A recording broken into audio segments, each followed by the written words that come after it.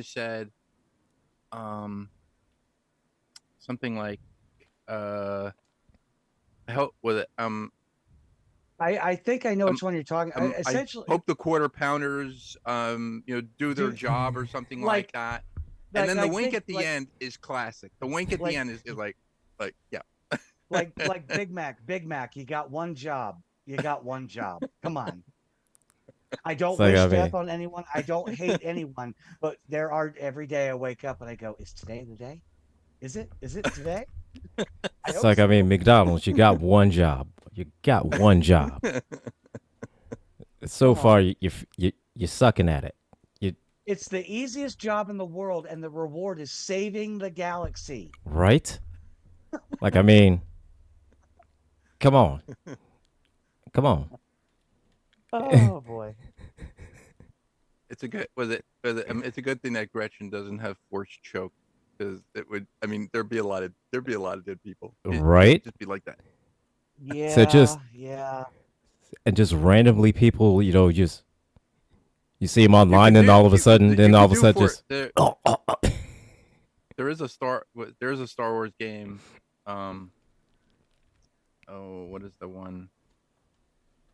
I forget what it's called, but you get like force powers. You're a mercenary. I can't think of the name of the game, but you're like a mercenary. You get force powers, every so often in the game because you trained as a Jedi, but you're actually like a mercenary. Um, I think it was after Dark Forces, but you get force hold and then you get force choke, so you could actually pick up stormtroopers and like hit them against like smash them against the nice. wall and throw them away, like force push and stuff like that. I forget what it was. There's been so many. I mean, the last one I played, last Star Wars game I played was Fallen Order, Oh yeah, Fallen I Order. think. That was pretty good. Wasn't too bad. I mean, the gameplay is kind of clunky and what have you, but whenever you get a property-based game like that, the gameplay always suffers. Yeah. I think Yeah, because they just rush it out to let's make money off Star Wars. Let's make money off this property, that property. So they just rush it out. Fallen Order. I'm trying to I think think. the Is that the last, one with the guy with the little robot? The Yeah, little the little robot neck? robot that Yeah, rides on on his his shoulder. okay. Yeah, Yeah, on his shoulders. That one. yeah. I can't remember actually, I his think name. the last Star Wars game I played was actually Jedi Outcast. That's it. That's the game. Yeah. That's Jedi Outcast. So yeah, that was the last one I played. I Is re- that the one with Kyle Katarn? Yep, Kyle Katarn. Kyle Yeah. Katarn. Yeah, Yeah. That's um, the one where he's like a mercenary he's a and mercenary. Then then he you was, get landed on the planet, you get the Wookiee bowcaster, you start out with a mm-hmm, smaller gun. yeah, Uh it was Jedi Knight 2. So I a remember Jedi Jedi Knight Knight too. the 2, Yeah, Jedi Outcast, that's it. I played the because original Jedi Knight. I didn't play Jedi Outcast, but God, oh no, 2002. That was Outcast. That was 22 years ago. 22 years ago, my friends. 22 years ago. no Outcast. That was Kel Kestern. What he was he Okay. was a Jedi, but then became Vader's apprentice. Oh, I believe That that's that was that was actually called The Apprentice, wasn't it? Wait a minute, I'm checking here. Kyle Katarn Kyle Katarn. yeah, was the Kyle main Katarn. protagonist. Yeah, Mercenary working for the New Republic, former Jedi. Had his connection to the Force. Tarn must return to his Jedi ways to stop a branch of the Imperial Remnant led by Dark Jedi Desan. This on. Yeah, that's it. this Because on.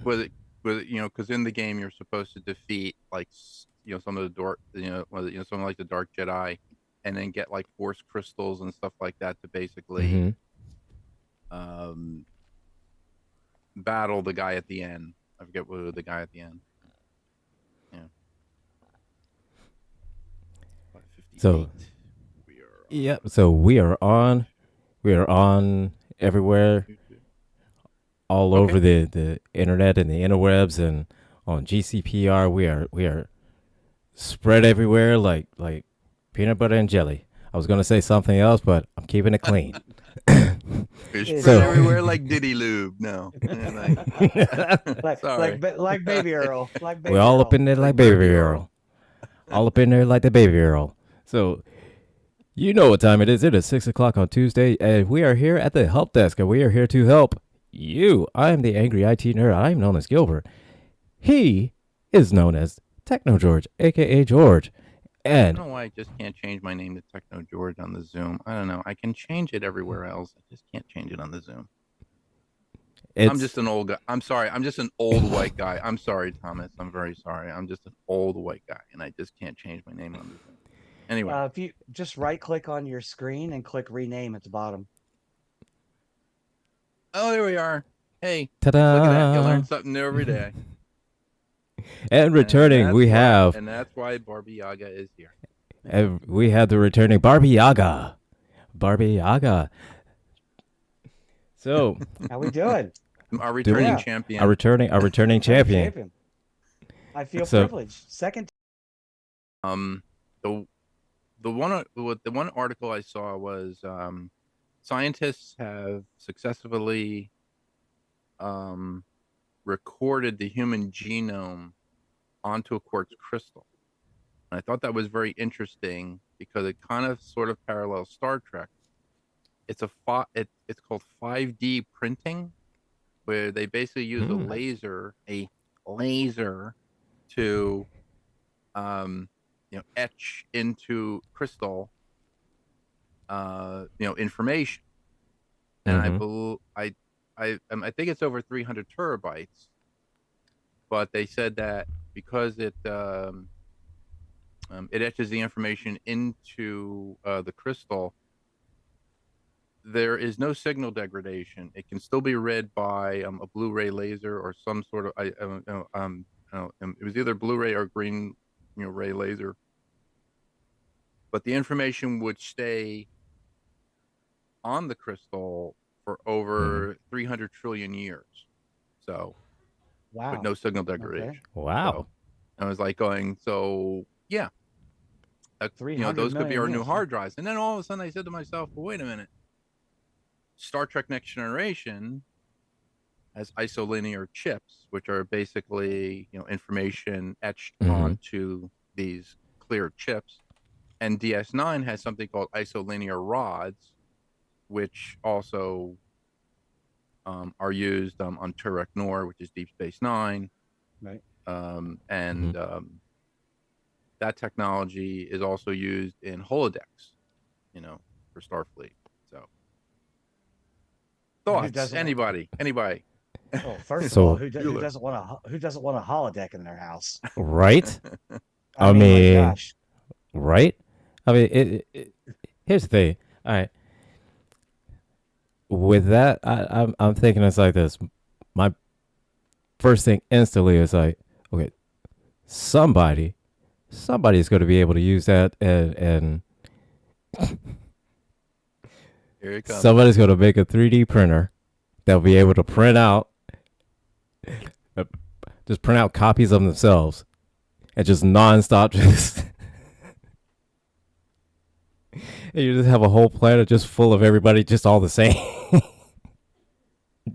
Just a whole planet genetically of everybody just the same person. Just because, And my biggest problem with Battlestar Galactica remake is that, like, okay, it's cool, you've got 12 models, but not very much variety.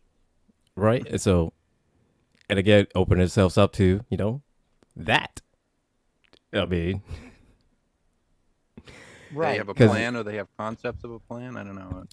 But Yeah, then, did they ever have what was their plan exactly? That's one of the gripes I've read about recently as I researched that show. It's like, what that says, like, for 3 seasons, like, hear the silence, they have a plan. What was that plan? that I'm not really sure what I think the plan was to infiltrate the I guess the hierarchy of the of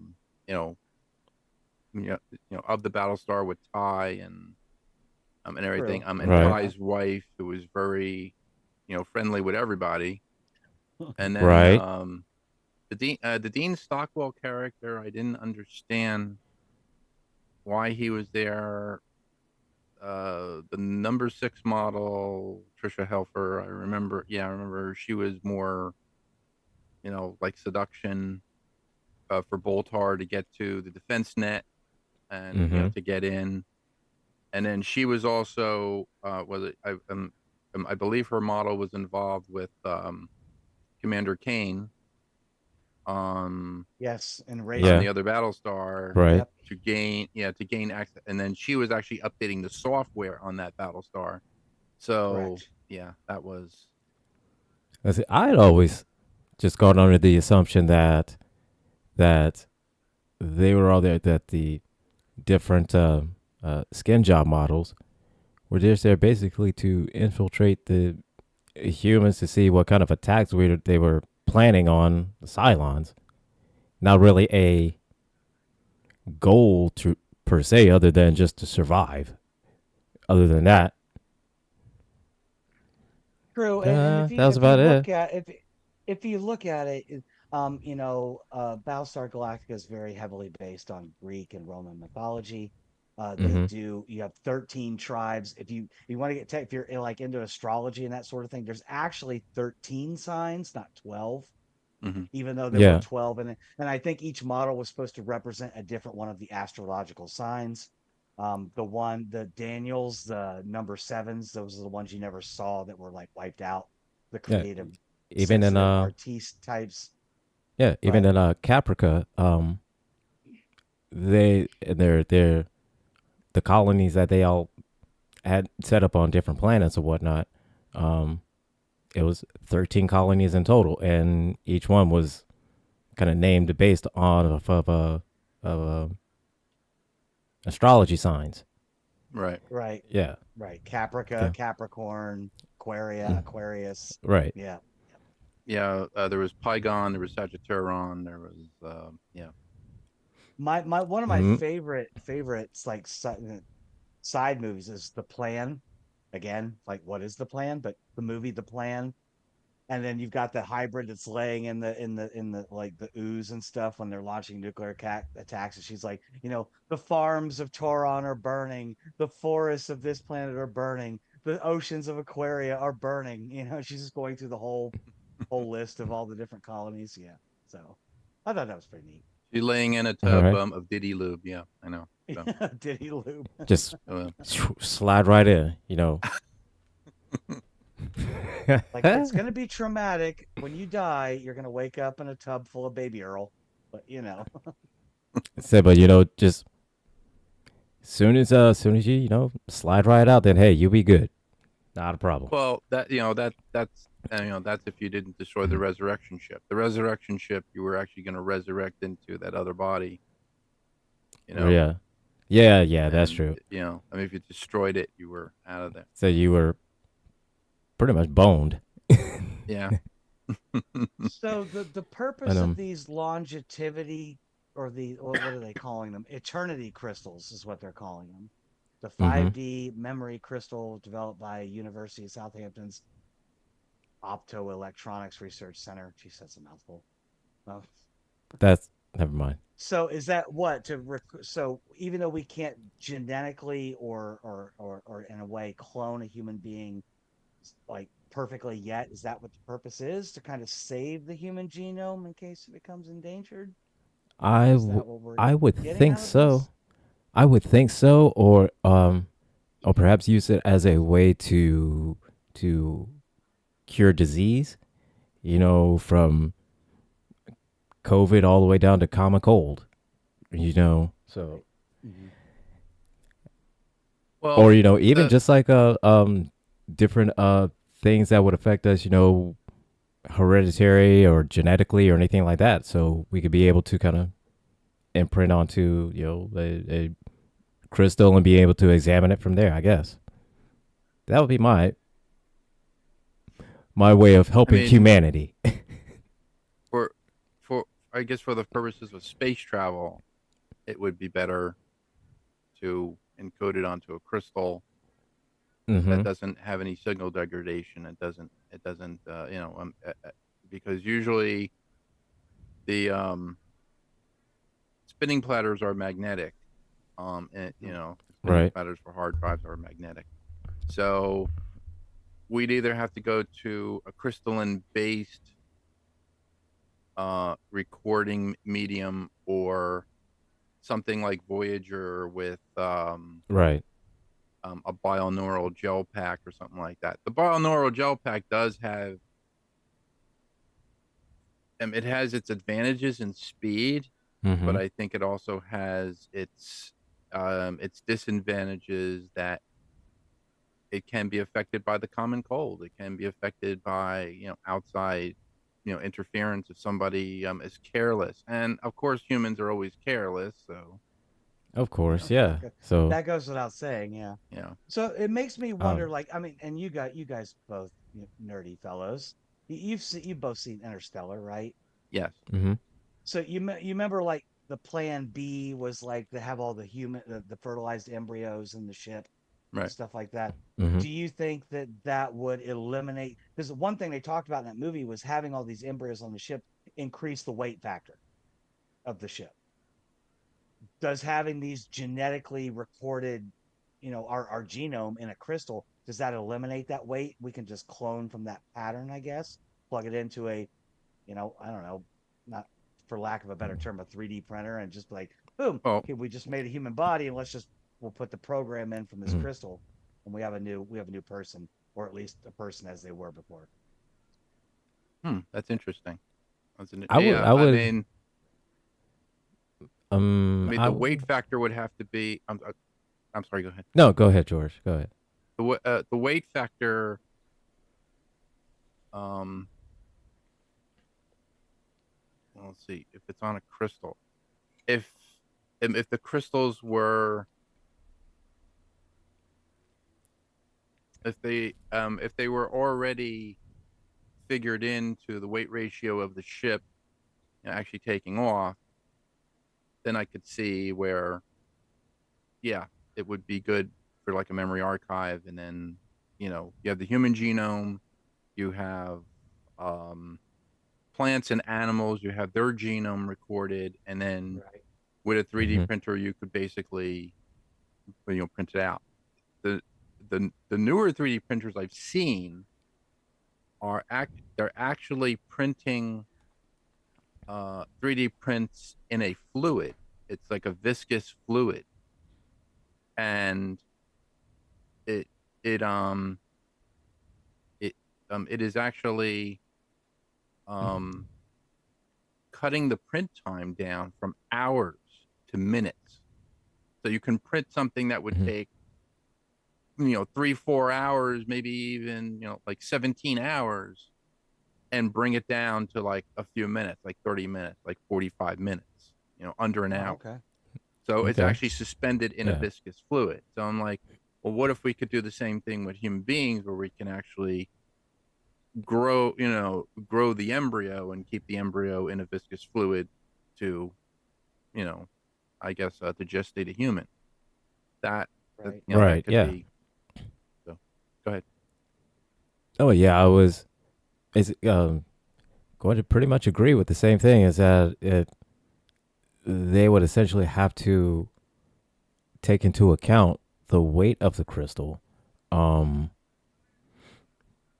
the equipment that was going to be used to actually, uh, produce a clone of, the person, or whatever plants or minerals or anything like that. If they were going to use it to actually say seed a planet with human beings, or something like that, of that nature. In which I could Yeah. It's see scientifically. I mean, as a point of exploration, um, it would a lot of time. We can't kind of like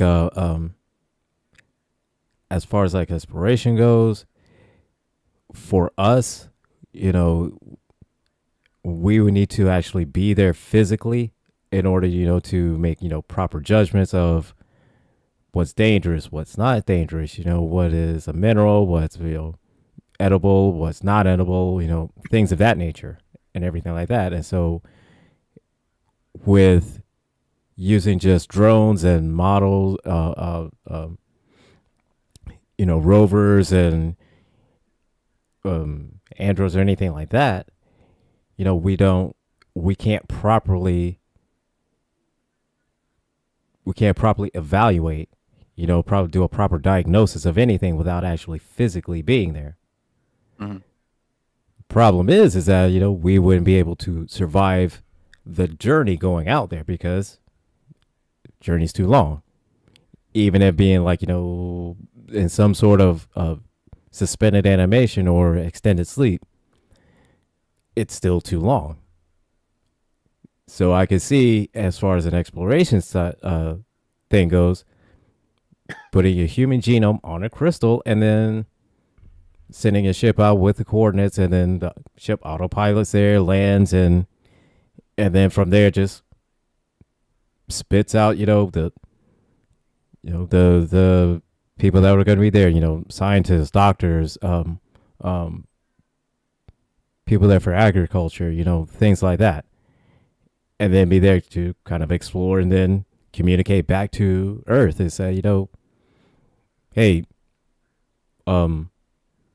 we out here on this planet and ain't happening. So we out here on this planet and yeah, there's a bunch of green girls that's here, and so we're just gonna. There's a bunch of green women, and there's a whole lot of stuff here, and so we're just gonna stay here. The the the the problem I see with many of these shows that there is not enough human genetic material to sustain the human race. That Mm-hmm. is the problem. With Interstellar, it's like they they basically had an I guess they had enough genetic material so that the human race can be sustained. And I said to myself, well, wait a minute. Cooper is going to go back to the planet because his daughter says she's out there waiting for you on this planet. And I said to myself, well, wait a minute. Okay, they get together, they have a child, or they have a few children. That's it. Their family is that. But if there is if there is a way to 3D print more embryos to create a civilization, how do you create a civilization from two people? And he's saying, well, and that's usually the problem with most of the sci-fi I've been seeing.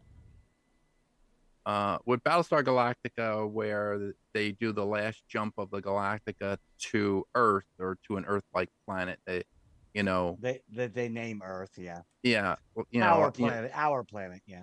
right, like Adama says, I think we can, I think we can mate with these people. I think we can, you know, like sustain our future.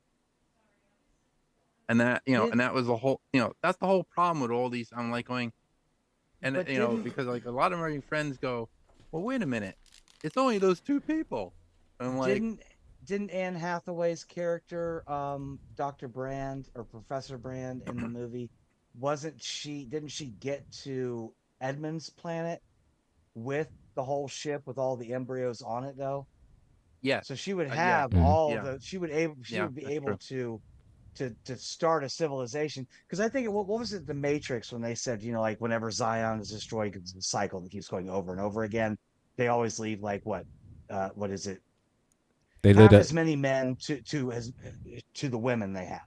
So Right, say you got 30 Mm-hmm. women, you got 15 men, and then you have enough genetic diversity to create a sustainable society. right, Right. Yeah. yeah. But I They mean, just think about these crystals though, just for data storage. The implications Yeah. for data storage are huge. And there think about there's that. a I mean, in somehow, I mean, in slingshot into the future, I mean, they'd probably be able to find a way to imprint actually our consciousness or our brain patterns or some kind of brain waves onto those crystals as well. So I instead of want to hear that point, but I think George was going somewhere, and I'm kind of interested in what he had to say there. um I'm writing a book I'm writing a sci-fi story Okay. along Okay. those lines of a civilization, much like Krypton, where they have encoded their brain patterns, um, their their ship technology and stuff like that onto these crystals, and they are two warring planets trying to find equal footing in their galaxy. The Right. the Right. Mm-hmm. the the the story basically that you know I'm trying to write now is how it's affecting Earth. So this happened in their past. I'm sorry, it happened in our past, which was the end of their civilization. How it's affecting our civilization. So the crystals that we wear for jewelry are actually the crystals that they had there, where they encoded their brain engrams. They encoded their consciousness onto these crystals, and they're all over the planet. There's quartz, there's obsidian, there's ruby, there's emerald, whatever. And people don't know what they are. They think that they're just precious with like stones, but they're actually from a different civilization, like the Hope Diamond. And this is one of the Mm-hmm. things in in in the story that I'm writing. The Hope Diamond is supposed to be cursed. Why is it cursed? A lot of people have died owning it.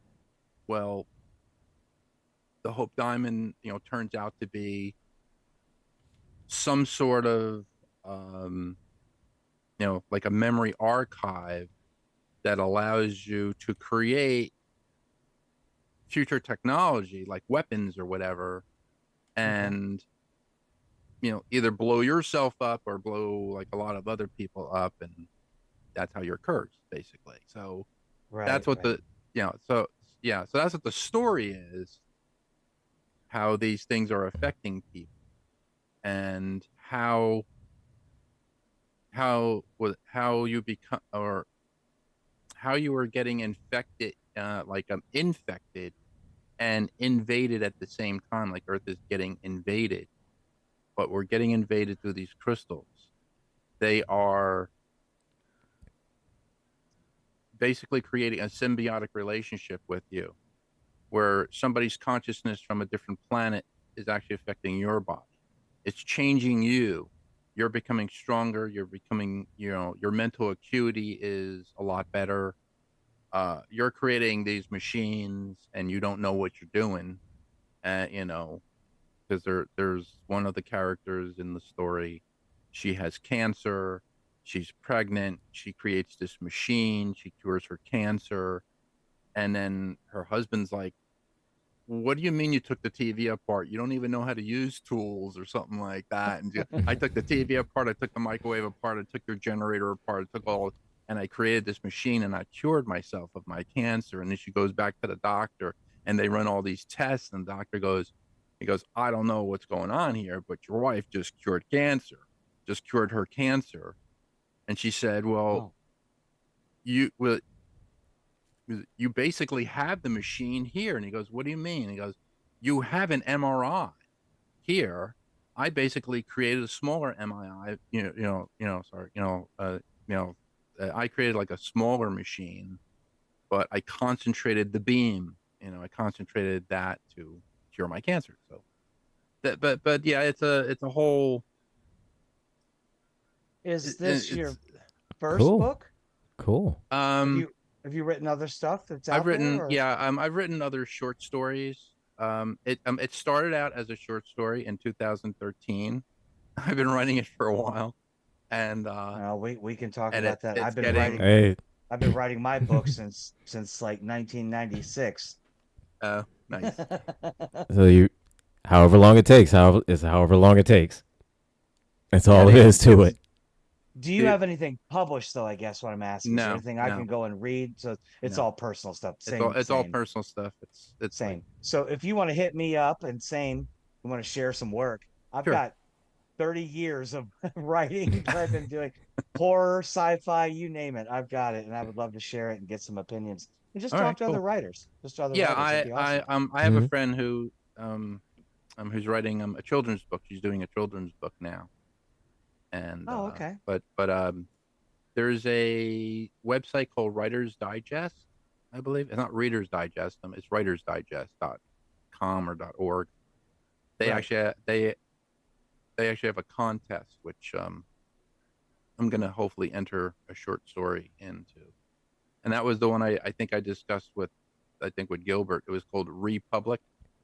So it was Mm-hmm. basically it's a political type thing where um, an unscrupulous doctor working with an unscrupulous company, a broadcasting company, they keep reelecting the same candidate but in a different body with the same mental uh I guess with like the same like Basically, like the the same same idea yeah, same of like your ideals. Right. ideal candidate Yeah, helping the people but not really helping the people, ingratiating himself, and I'm like, it kind of Kind of goes like along the lines of yeah.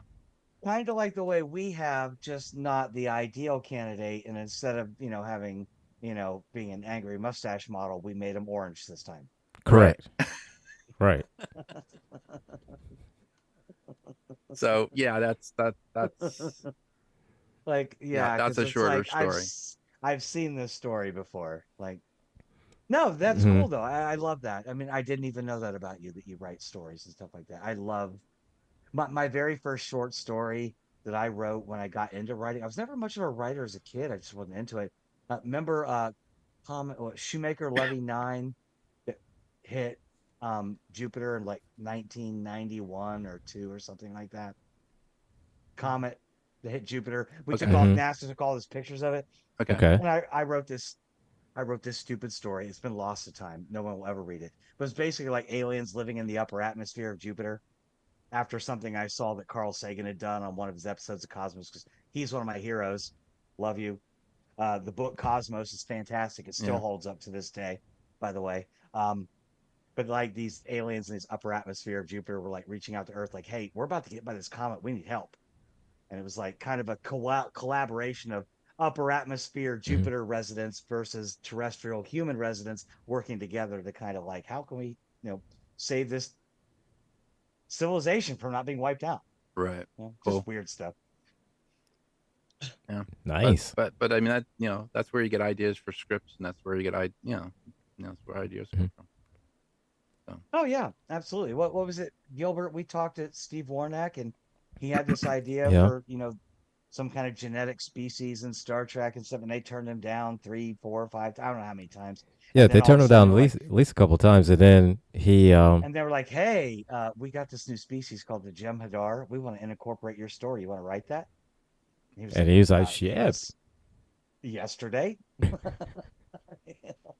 I remember yeah." when Steve showed me the script for Year of Hell, and I think Steve wrote Year of Oh, Hell, I and Hmm. love that. I they love that two-parter. they turned him down for that, and all of a sudden it was made, and I was like, wait a minute, I just watched Year of Hell, and all of a sudden he calls me up and he goes, yeah, man, they stole. I was like, yeah, they stole your script. They reintegrated something. They brought some other stuff in, and they didn't give you credit. And I was like those SOBs. Is it And bad sometimes that it, like I go back and watch that episode now and I see Kurtwood Smith and I'm just like, so this was pre-70s show, but I'm just like, he's like, put in the coordinates and set the time variance, or I'll put a foot in your ass. Like, just waiting for them. so you Just waiting for dumbass. it. But I knew him from RoboCop too, so Yeah, as Kurt Bonnicker. Oh my God. Clarence Robo Boddicker. Clarence Clarence Boddicker. Boddicker. Yeah, Thank that's you. it. Yeah, yeah. I knew it was That movie traumatized me. The Tigers are playing tonight. I'd Never buy that that game. for $1. Right? There is a documentary on Prime called Robo Doc, and it's actually the documentary of RoboCop. It's like all the people who were, like who starred in it. It's really great. It's really great. Have you watched it? Yeah, I see it. Oh, Yeah, okay. I saw Okay, I it all. just saw cool. it. I just saw it today in my feed. I was like, I'm gonna have to watch that because I love Yeah, it's RoboCop. good. Yeah, I'm gonna have to Love me check that some one out RoboCop. because uh, I would say RoboCop 2 was meh. RoboCop 3 was new. I like the remake. I did like the remake. I like the remake a lot. The You know, series I used to I have watch. to I mean, watch. I I have used to to watch it watch it, and I again. was like, the series is like, the RoboCop 3 was a different actor. I can't think of his name. The guy from Rescue Me and from Thinner. Can't think of his name, but I'll tell you here in a second, just because I've got it up. Oh, cast. Robert John Burke. Robert yeah, John Burke. Yeah. Nancy yeah, Allen was, in all of them, and She was in all uh, three, yeah. yeah, all three. Yeah. And Rip Torn was in. Oh yeah. I know this isn't rules and requisition, but Rip Torn but to keep my kill to death ratio up. Rip Torn died in July 9th of 2019. Rest in peace, sir. You were awesome, especially Men in Black. Loved you. Loved I you in heard that. I heard Terry uh, Garr just passed away. Really? She was in Target Earth episode for Star Trek the original series. Yeah, yeah, Yeah, remember I think she died at 97, so she just passed away. today. Yeah, today. Today. Like, wow. Close Encounters of the Third Kind. Yep. wow, yeah, That big sci-fi actress. yeah, Young Big sci-fi. yeah. Frankenstein. Young Frankenstein. Frankenstein. This is this, Rolling ahead, rolling Frankenstein. It's ahead. young Yeah, remember Frankenstein. the hand coming up like on Right. the wall. Yeah, absolutely. But yeah, this is like emerging. It's like Rules and Requisition meets the help desk. Put the candle back. Put the Yes, candle Kendall. back. Back. Wow, she was 79 Yeah. years old, passed away today. So I'm just padding my kill to death ratio on even shows So I'm not right. even doing. So it's just everywhere. I am like 5,000% right now. Oh, that is hilarious. So, But yeah, but Gilbert and I were kind of talking earlier mm, today in text, about this whole like, the crystal genome mhm. project, which is super cool. Again, like for data storage, that's huge Mm. because you Yeah, can minimize absolutely. it to something that big. But something else I brought up was this atom transportation. And you guys know about Hmm. that, right? How scientists have figured out how to. It's more like you've seen the movie Prestige by Christopher Nolan, the battling wizards, stage magicians with the Yeah, teleportation trick. yeah, yeah. I've seen part of Right. it. I haven't seen The all one of it, was it but the one with Hugh Jackman, Hugh Jackman and And Christian Bale. Christian Bale. yeah, Hmm. Christian. Yeah, so Hugh Jackman went to David Bowie's character, also rest in peace again. Jeez, God, all these people. Anyway, sir, I will never forget you Oh, that's from right. Where he makes a clone of himself with Yes, the electrostatic thing, and then he drops through the tank, and then kills, kills and kills the the clone clone, and in right, the then and original. that is exactly the kind of teleportation that scientists have created. They can copy and transport and add a single human atom, and they can recreate it or duplicate it like he did in that movie wherever they want. Now, granted, even if you could do that 1 atom per second, there's so many atoms in the human body, it would take like a bazillion years just to create one person over there. mhm, right, Where in this movie they did it, but it went on that concept because I think Christopher Nolan does try to um, focus on those real world concepts. Yeah. And it hmm, was less transportation as it was duplication over there. And that's why he kept right. dropping his copies into vats of water and killing them because, Yeah. You can't and have like and that's where I get weirded out. Like, okay, you can copy me, you can make another copy of me, but is that me? No, because I'm me. I'm here in my body with my consciousness. Hmm. You can Hmm. create a copy of it, but that's her and her body with her. Oh, it's mind boggling. It's mind boggling. Right. Yeah. So it's like Well, it's we I think Gilbert had talked. Well, Gilbert and I had talked about the multiplicity issue, where um I could create a copy of myself. I could be on my show while my other self is helping my wife do something, and then my other self is actually outside doing the yard. But then when we all get together, do we talk to one another and say, "Hey, what did you do today?" Or do we have this link? Do we have Right. like this psychic right. link Yeah. to our copies? And I was like, well, that would have to be something. I don't know. That would have to be. I don't know that, and I've always like the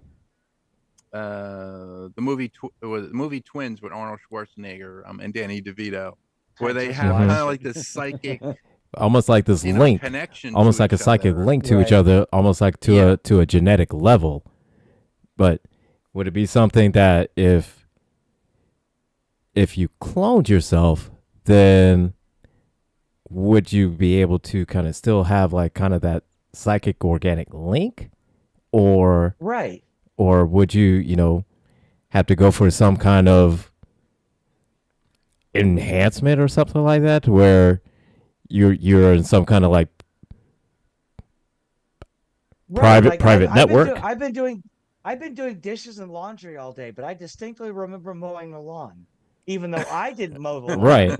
The I other know. version of me mowed the lawn. Right. Yeah.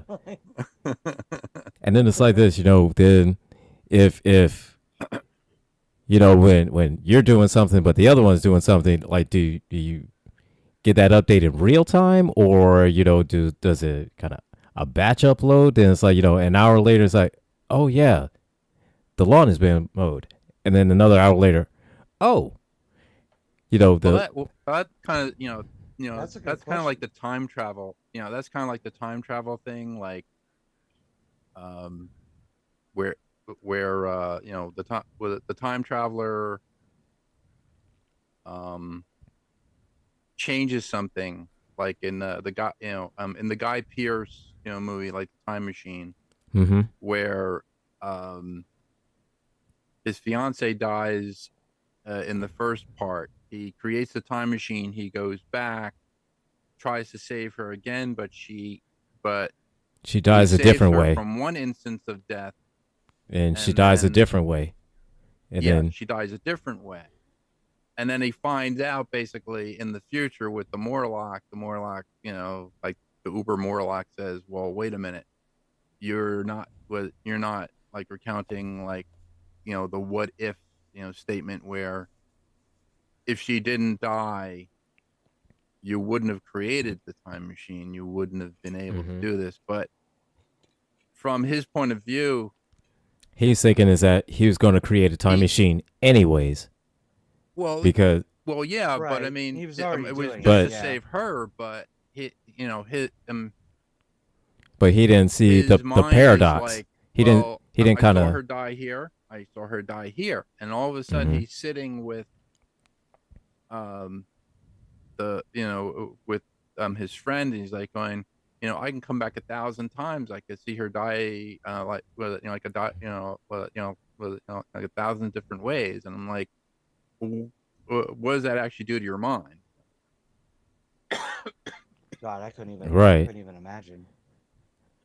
right, yeah, and you could kind of see is that he didn't quite understand the paradox, and the reasons that she had to die is the only reason why you're there back in time is because she has to die. So if you But saved her, then you would end up dying because you're not supposed to be there because you I didn't. always think of the butterfly effect, the one with Ashton Kutcher, where Mm-hmm. he goes to save the girl, And and he's like, I want to be with her, but every time something happens where he goes back and he changes something in his past, he gets that thing where his nose starts to bleed, and Mhm. he's like, it Right. changes him. Would that change for us if we had clones and some sort of a psychic connection where the original us and Mhm. our copies would be doing something, and they would have those memories. Would we actually garner those latent memories either by dreaming, either when we're sleeping, or would it come in real time? That's that was the one thing. And then with Right. with the memory Uh, crystal, hmm, where see the memory like if you're going to be on a spaceship and you're going to be in suspended animation, they they usually say that you're well in science fiction terms, you won't dream. It'll be like you went to the hospital and had a procedure and you were under propanol, and propanol, you don't dream. You basically, your brain right. shuts Mhm. down, so you're not dreaming. It's like, you went in, you went to sleep, you got up, and it's 35 years later, or it's 3 years later, you got to your destination, and you're like, okay, now I can create more brain, or I can grow more brain cells. Mhm. Would and it was because uh in Alien Covenant, when Liz Shaw is sleeping, she's dreaming, you know, and her brain waves Mhm. are active, and she's dreaming about her father, and the uh the android is looking at her dreams on the screen. I'm like, okay, I mean, Right. it's a Right. stretch, Yeah. but No, but I get what you're saying. where it could be still etched onto the crystal and say, well, Mhm. I had this dream, I had that dream, whatever. Would that be recorded? Probably not, for, I guess, for data purposes. If each crystal can hold, I forget what it was, uh, 360 terabytes of information. I forget what it was. I had that information up here just a I moment think you ago. said it was like three. It was 360 or 380. I'm not. I can't remember exactly. Yeah. Let's see. 360 terabytes of information Okay. is the Mhm. largest size without loss for billions of years, even at high temperatures. It holds the Guinness World Okay. Record awarded in 2014 for the most durable data storage material ever created. So if I went to the So. planet Mars, I'd sum up the total of my brain, 2K. Here you go. I got 2K. Because that's how many brain cells are just hanging around. so I'm with the you. I'm with you. same George, here. They'll be like, was it? Same boat. Same boat. they'll be like, we downloaded Gretchen. We got a cool Lady Vader makeup routine and her love of bourbon. And we got nothing. Sorry. That's my memory storage. George, your brain so the engrams are on a 3-inch floppy disk. Right. so no, we downloaded Exactly. this Gilbert guy, and all it is just weed. Which, well, wait. Yeah, Well, kinda. Like, weed expands your mind to the existential, so you you you you could be in the terabyte range. You all probably are all in the I terabyte range. all I know is that we downloaded Gilbert and we all got high. I don't know what happened Exactly. after I don't know that. what happened. Just all the systems all of a sudden, Will just all the systems all Will of a sudden just started going slower, and everybody's hungry. yeah, Willie Nelson once said, when I die, just roll me up and smoke me. That person right there, right there, That's right. that person Oh, right there. but then now I'm starting to think now is that with these crystals being imprinted with all the terabytes of information on it, what's to say that they won't put some kind of like self-extracting or self-printing or self something like that when exposed to certain elements. Let's say like in Superman, um, it, throwing the crystal into the Arctic and creating the Fortress of Oh, Solitude from throwing the the crystal crystal. into the water. Yeah, Right or into the like water. Yeah, where it was activated by water. right. So we put the crystal in the water, then all of a sudden, like the Mogwais and Gremlins, and just pop, pop, pop. Just all kinds of people everywhere from the water. You know what I mean? Right. That's the line. Kevin Spacey, in the movie says he goes, imagine the civilization, um, people, places, vehicles, equipment, all coming from a crystal that you can, you know, Mm-hmm. Yep. articulate into water. Well, that's the basic, that's like the basis of the story I'm writing, where the crystals are they're they're affecting human beings. They're inert Mm-hmm. only to the point when the transmutation crystal arrives in space to Earth. The transmutation crystal basically was supposed to take all of that knowledge, and there was something called the crossing, which you touched on in the episode Errand of Mercy, where the Organians The organs. created a race of pure energy, which Mm-hmm. which I watched, and um, the the uh, the uh, the aliens in this story, the Elkari, um, are pure energy, and they have asked these two warring nations, you can have people who want to cross over and become pure energy to explore the galaxy, to stay on the planet and watch, the history of your planet. They can go into the past, they can, go into the future, they can do whatever they want to as pure energy. But the transmutation crystal was the thing that controls everything, and that is the thing that's coming toward Earth. That's when like within the story.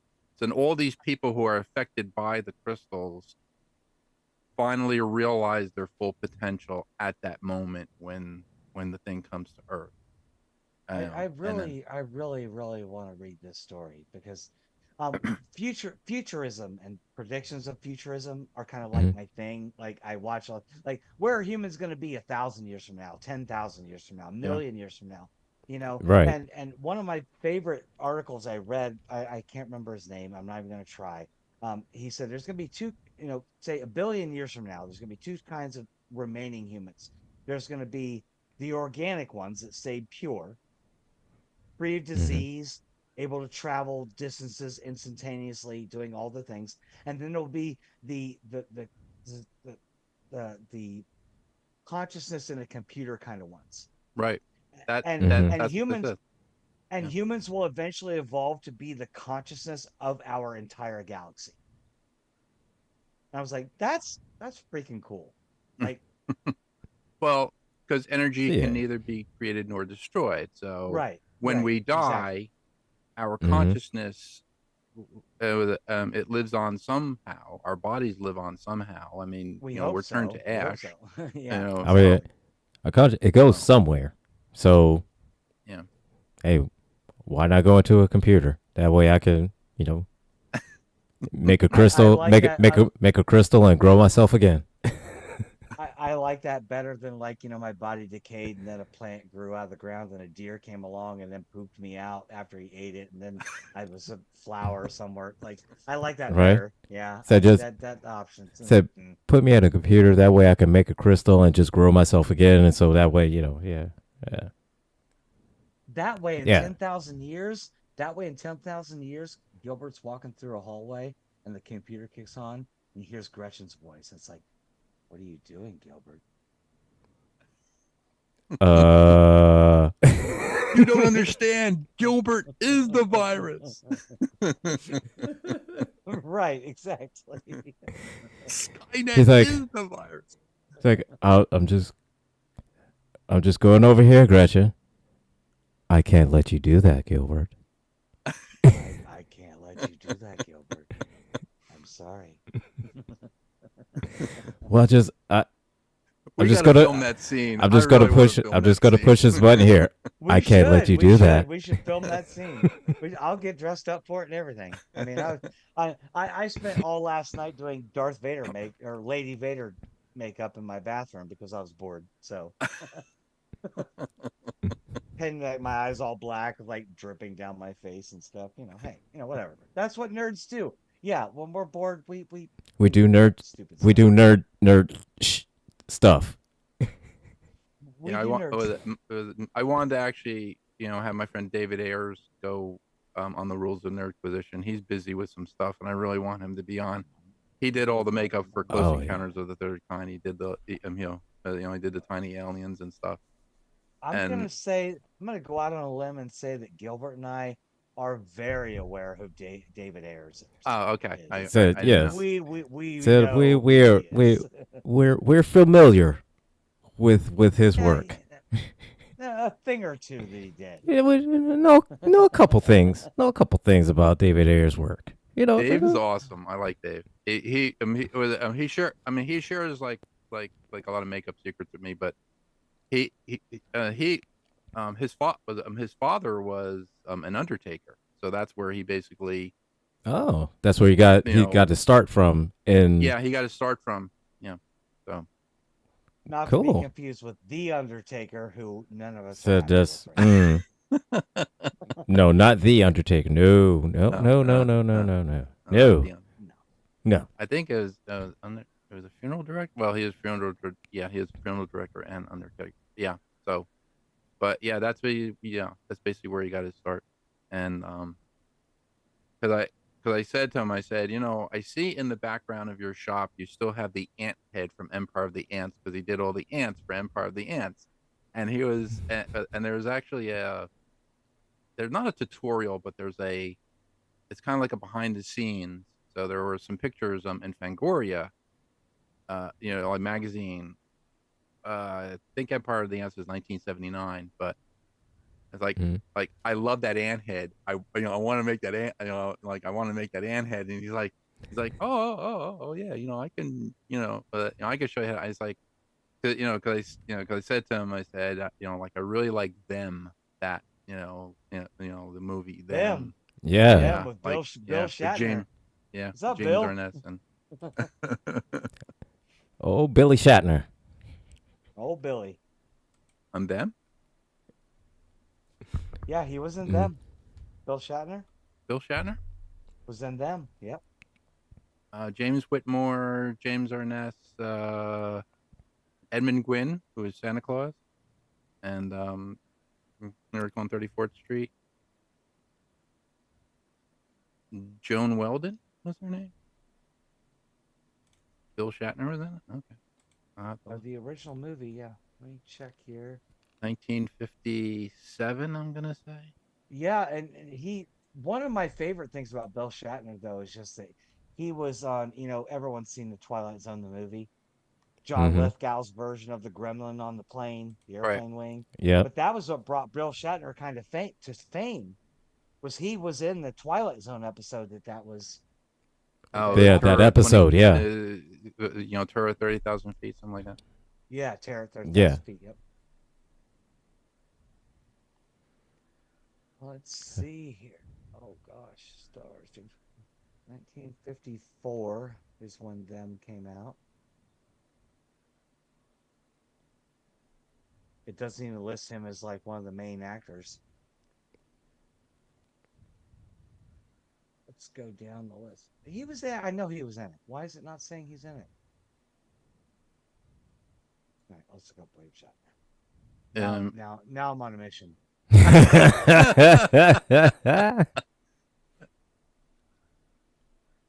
I'll share a little bit of trivia with like with Gilbert.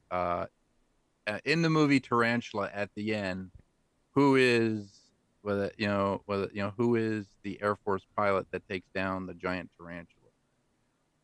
I choose the actor I as honestly, the I pilot. don't know. I've never seen the movie, so I could not even tell you. Clint I'm not. Eastwood.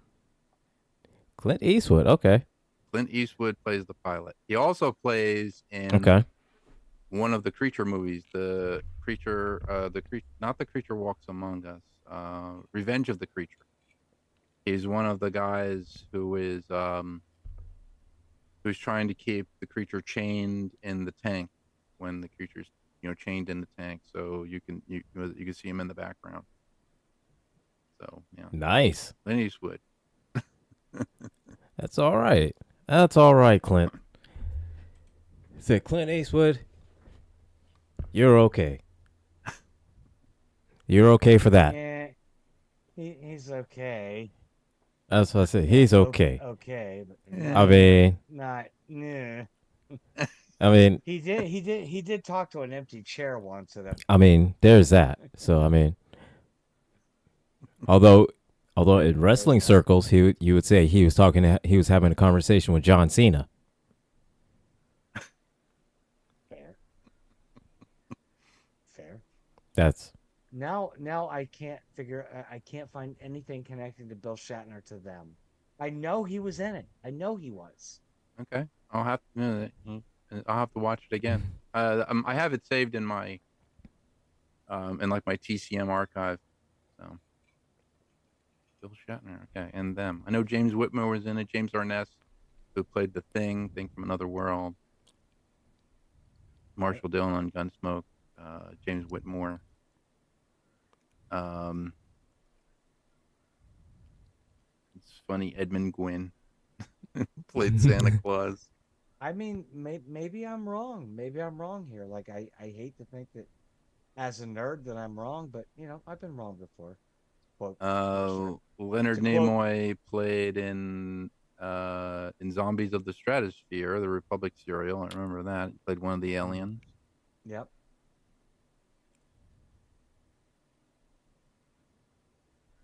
and again, that's something I've never seen either. Yeah, the Republic serials were they they were they were done by Republic Pictures back in the 30s. My father used to actually go and watch them. Like when he was a kid, every Saturday matinee at the Bijou. So for a nickel, you could see a cartoon, movie tone news, and you would have one of the Republic, serials. So there was Commando Cody, Sky Marshal of the Universe, the guy with the helmet and then like the jetpack and the little Hmm. controls on his chest and everything, which basically Yeah. did inspire the Okay. movie The Rocketeer. That was that was Yep. Disney's Yeah. Rocketeer. There was The Undersea Kingdom with Ray Crash Corrigan. What was the other ones? Gene Autry and the Radio Ranch with Okay. the Phantom Empire. So Flash Gordon serials, which actually inspired Star Wars. Um, Yeah.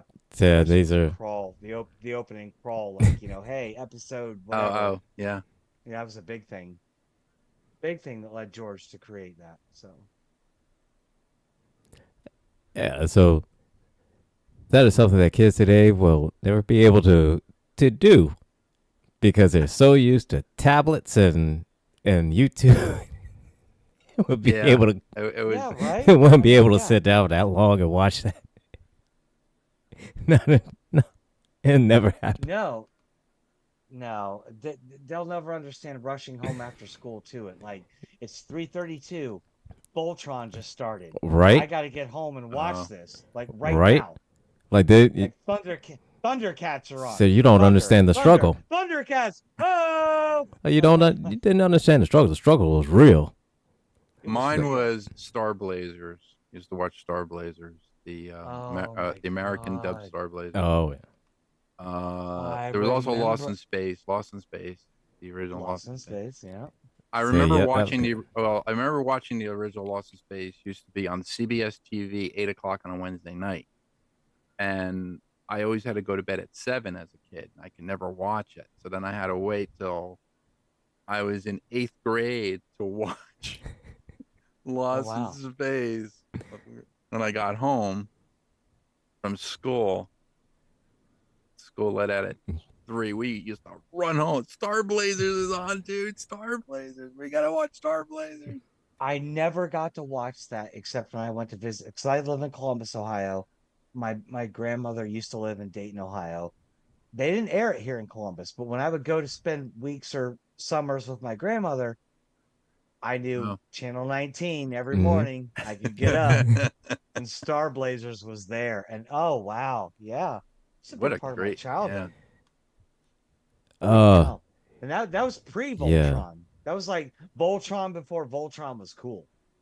right. Yeah, there So was I we go ahead. no, I was gonna say is that the only I never saw it except for on video. That was about it. Because Oh, so it never aired here. It never oh, did. oh, only me and George got to watch it like live TV. Yeah, Right. Speed Racer. Used to watch Speed Racer a lot Speed in the Racer. morning. Oh yeah, Speed Racer. I Speed love Speed Racer. Racer. Um, After Speed Racer was Gigantor. We used to watch the black and white, like Gigantor. Um, And just Uh, to be clear, when I say Voltron, I mean the lions, not the cars. yeah, That would like who not the vehicle who one. The lions. who who The five who lions. liked the cars? Who liked the vehicle Nobody, Voltron? no, Who really nobody did. did? Although didn't they did a crossover that was kind of cool though. yeah. That's right. Yeah, Like it's cool when you got both of them fighting there, but yeah, but we're only was it? rooting for them. We're only rooting for the Yeah, but lions. was it really though? But was it really though?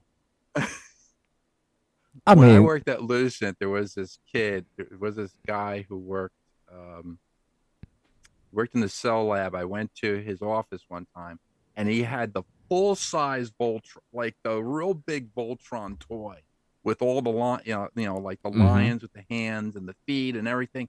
And I was like, "Where did you get that?" And he goes, "Well, I'm Japanese. My mother my mother got it for me." It's like, "How did you get that?" He goes, I said, "Dude, this thing's like $15,000 here. How did you get that?" He goes, "My mother works at she worked for some company that was a subsidiary of the company that made the toy. So she got the toy for like 85% off the original price, and she got it for like $200 or something like that. Like, in Japan. And then she like gave it to him for his birthday. I was like, "Oh, I love your Can we mom. you Oh, right? your can mom's we fantastic. Oh, can okay." we at least acknowledge the awesomeness of the Japanese people? Yes. You literally have a 59-foot Gundam Yes. in your Oh country. yes. Yep. Oh That can flip the yes. bird. That can flip the Hmm. bird. That can flip the bird. Absolutely. And one of the things I grew up on, one of my big favorite things, I've still got a crush on a cartoon character, go figure. Robotech. Robotech. Oh, I I loved Robotech. love Yes. Robotech. Did you ever play the video game on GameCube? No, No, I didn't. no, I I never had a didn't. GameCube. It was amazing. And it was the Macross saga because there's a lot of Robotech, but the Macross Hmm. saga is what matters. And Lisa Hayes, the fictional, military commander girl, she will always be my wife, even though she doesn't exist. But anyway, God, that show was awesome. That show was Like, great. Oh, that show oh was so man, great. Oh, Robotech. oh, I loved man. Robotech. I But I was telling Gilbert about Mech Warrior. It was they came out with a new Mech Warrior called Clans, which is Did coming out. they? hmm Yes, Because I and it's a remember Mech Warrior 2 from the original PlayStation, and I used to play the crap out of that game. we used to go to Laser Park in New York when I was in the hmm Star Trek Club. We used to go to Laser Park in New York City, and they had the Mech Warrior pods, and we used to get into the pods, close the door, and you would have all these screens, and you would actually have the controls to control the mech, and they would just put and they actually had a server with Mech Warrior on it. So I think we had Mech Warrior. We had Mech, yeah, it was Mech Warrior 2, Mech Warrior, I think it was Mech Warrior 3. And then we had a guy who was like, I mean, he was like a Mech Warrior guru. He brought, um, the Hunter's Moon pack. And Hunter's Moon was, and I was telling Gilbert about, the physics of it. Um, you played, on the moon, and you basically, there was like a moon city, and you could hide behind all this other stuff. But the Right. physics were, if you jumped and you hit your jets too much, you could actually go out into deep space, and you had to get back. You had to try to get back, and sometimes you would lose. You would lose. The thing all, that got me, the thing all that your got me fuel. was I remember Mech Warrior 2 on PlayStation. My favorite Mm-hmm. mech was the Warhawk. And if you look at images of the Warhawk, you know what it looks like? It looks like ED-209 from Oh, RoboCop 2. yeah. That is funny. Do you all remember And that that? thing, that was a tank. That thing could destroy Oh my everything. God, yeah. I love that game. God. Thor. I think that the Thor was my favorite because, like, you could put a lot of guns on it. But I used to just stand in the water, and I go, George, why are you standing in the water? I said, my legs have heat sinks on them. I could keep firing my lasers at you full spread And the because water's cooling Because the down. water's sitting in cooling you water and I'm down. cooling down the heat sinks. And they're like, oh, I should have thought of that. That's good though. Yeah, that's it's creative thinking. And the fact that it might have added that feature into a game so long ago. Yeah. Yeah, You know, or, I mean, or even just the fact of just even we're thinking about the physics of that, just knowing that, hey, well, there's we're water talking here. like So, yeah. early 90s here. that was Maybe even late. 93, Yeah. 94. Yeah, Yeah, 93, 94. I graduated in 92. So yeah. Sounds So, about right. yeah. Because that's when I was just mostly just getting high with my friends and playing video games in my first apartment. Work delivering pizzas. What are you doing tonight? I'm gonna go home and I'm gonna drink and get high, and I'm gonna play Mech Warrior. Yeah, used to like the laser Right? spark pods. The pods were awesome, man. Because I mean, Oh you yeah. were, but you were like Mm-hmm. totally in the dark. Like you closed the door, you slid the door closed, and you were in the pod. And basically, your screen, each of the functions that you would have on your screen of your computer were on different screens. So if you needed to re-energize your heat sinks or cool them down, you would actually push a button on a screen and cool it down. Like you wouldn't Yes. just have it Yes. Mm-hmm. there I remember. with a Right. I mouse. remember that. Yep. You'd have to go do and you'd have to do everything that you would actually do inside of a mech. And then you would also have to, run and jump and do jump jets and stuff like that. Right. Right. No. Yeah. Yeah, Wow. it was very Yeah. interesting. Well, you're like, come on my show tonight and get nostalgic. All right. God damn. Like, holy crap. Like, this Yeah, this I love is doing like that. going back to like, yeah, my 30-year anniversary from high school was 2 years ago. But Uh, I grew up, I often say to people, if you ever seen the what was the movie? I think it was Lion, the Witch, and the Wardrobe. And Aslan says, I was there when the old magic was written. Oh, That's how I feel. That's how I feel about video games. Like I literally had a Pong unit in my house before Donkey Kong was even a thing in the arcade. mm-hmm. I had 3 versions of a game where you had a line going like this or this or yep. this, Yeah. bouncing a square back and forth. I remember asking my dad to buy the Odyssey 2 from two guys in Livingston, New Jersey, 1970. I'm gonna say 70, 71. I was still in grammar school, so Oh, I didn't. yeah. Was it, Yeah. yeah, No I don't way, remember. I no was like way. going Pong. I was like it plays Pong and it plays hockey too, and it plays and it just had all these little switches. but this Right, thing, but Yeah. hockey is like, it's these two bars and you just have to get the square there. yeah, Yeah. Tennis is just make sure you bounce it back. And then breakout is just make sure it doesn't go off the screen. Right. No, here's me. I did not. I remember begging my mom and my dad for a Nintendo because I had an Intellivision, and the only thing I could play on it was just baseball. That was it. You don't remember the Dungeons and Dragons game for intelligence and television? Never had it. I only had the baseball. I I only had the had it. baseball game. That was it. I had there are four games from Intellivision that resonate with me still. Night Stalker, Astro Smash, Dungeons and Dragons, the Cloudy Mountain version, and then Hmm. the 3D version, the Dungeons of Torin or Treasure of Torin or whatever. Like I used to like that thing would heat up and it would just shut down. Like I'm on level 47, it just shut down. I'm so mad. Like, are you kidding me? But I want. I mean, like, I know they have modulators now, but I really want to play those games like with the original. Like, remember oh, sliding in the little Yeah. things in the top of the controller for the keypad? Like, I was Hmm. I was in Yes. Kohl's with my wife, and they actually have they put out, I think, an anniversary edition of Atari 1500. So it's it's the console, with the Mm. joysticks. I mean, you you could plug it. play off Yeah, the joystick now. Right. You Yeah. know, you could yeah. just You buy the plug it joystick right and in. plug it Yeah, in, and but there's it like was 10. I had one like 10 years ago. Like, had 5 or 10 or 15 games on it. Like Adventure. Remember the little like stick figure dragon thing? You like yeah. Yeah. Yeah. go get the arrow and grab the key and shoot the duck. Well, it was a dragon. It looked like a duck. But No, anyway, I got something like that as a present, it's a Christmas present from an ex. Um, the only thing about it with that it kind of got me irritated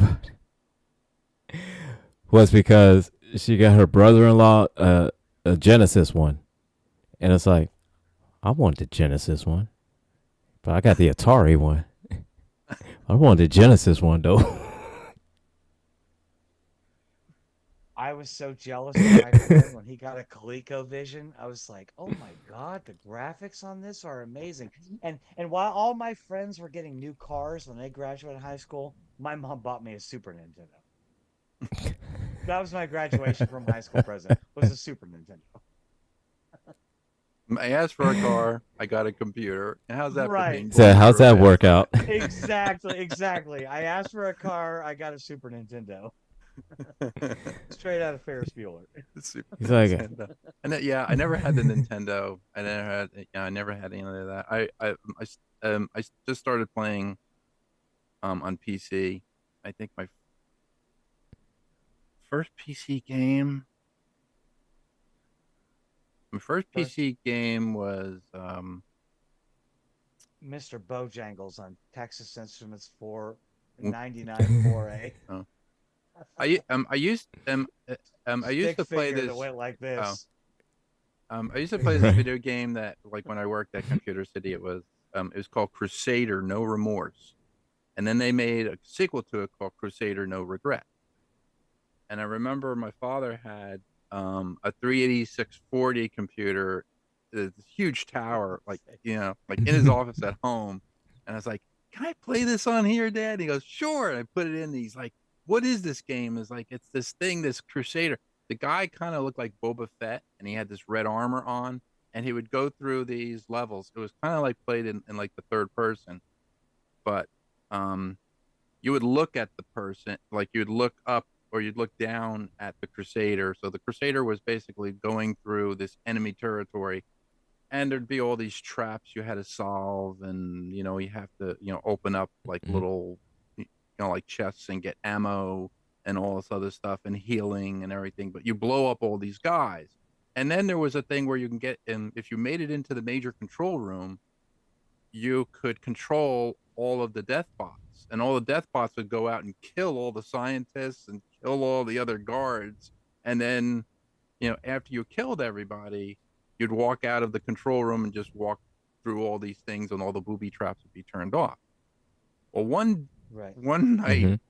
I was playing it, and I didn't know it had a theme generator on it. It was Christmas. It was Christmas Day. We I went to my cousin's house, also stuff. Came home. I'm playing it late at night, and as I'm playing the game and killing all these guys, Rudolph the Red-Nosed Reindeer is playing on the computer, on the thing, and I was like, this thing is going, da, da, da, da, da, da, and all these guys go, ah, they're all, like the one guy's on fire running through the hallway, and you're like shooting him in the head with a machine gun. And going, da, da, da, da, da, da, da. It was hilarious. I was like this thing, like this game is great, man. I don't know why they never put it on Steam. They just never translated it to Steam. If they do, man, I got to pick that up. All right. That is funny. Is this not a call to action to GCPR that now we need an official retro gaming show? Yes, Like, we do need a That- retro gaming show. Like, Yeah. you are really like calling up some of the old ones. I mean, not just in television and Atari or ColecoVision, but I mean like early Nintendo, Or Super Vectrex. Hey, Nintendo, Super Nintendo, Vectrex. Sega Oh my Genesis. God, Oh, remember man. Vectrex? Oh, that was so cool. Remember Yeah. Vectrex? Yes, it was like an arcade unit, and like in Intellivision, you had to slip the little like things in. Yeah, Over you had the to put the screen? screen. You had to put the screen in, and then put the then put Oh man, the Vectrex reminds me of. I used to play this game at the arcade called Tail Gunner, I and Tail remember that Gunner game. was. I remember you that had to game. I remember, fire the- yeah. I remember Yeah. seeing Tail Gunner. I never played Tail it, Gunner. but yeah. Tail Gunner was awesome. It kind of reminded me of Graviton. Is it Graviton? It's kind of like that 3 dimension. It Mm. was like that blocky vector thing. It was called Gravitron, where you had a. It was it was almost like a portal, and you had to like fire stuff in Yeah. it. Yeah, But okay. Vectrex was really cool. I mean, I've I seen mean- them on Facebook Marketplace. They're like $500 now. That My- system. My Okay. friend had one. He had Oh. one, and I was like, I want to steal it, but I like him. But why do you have this? Okay, so rules of Nerdquisition and Helpdesk just like collided, and I think that we need to collaborate on a retro gaming So we show. just birthed a new show. If Yep, there you go. If Thomas thinks he can't list all our titles and hostings and shows on the Villains View now, Oh, look here. we about to give him another one, because I think the three of us could retro game forever. Yeah. Oh, yeah, 'cause I mean- like we could cite like new games, but going back to the old, Like old games. Nintendo games, Super Nintendo Yeah, the games, old Sega Nintendo Genesis games, even like the Sega Master System games. Which I Yeah. never had a Sega Master System. Sega Genesis, Last and I week- had a Super Nintendo. I had to beg for a Super Nintendo though.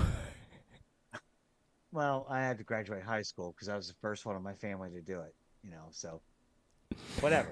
Yay! I So was no, the I- first person in my family in 7 generations to graduate high school. What'd you get? I got a Super Nintendo. What'd you get? A 1992 Volkswagen Beetle. Fuck you.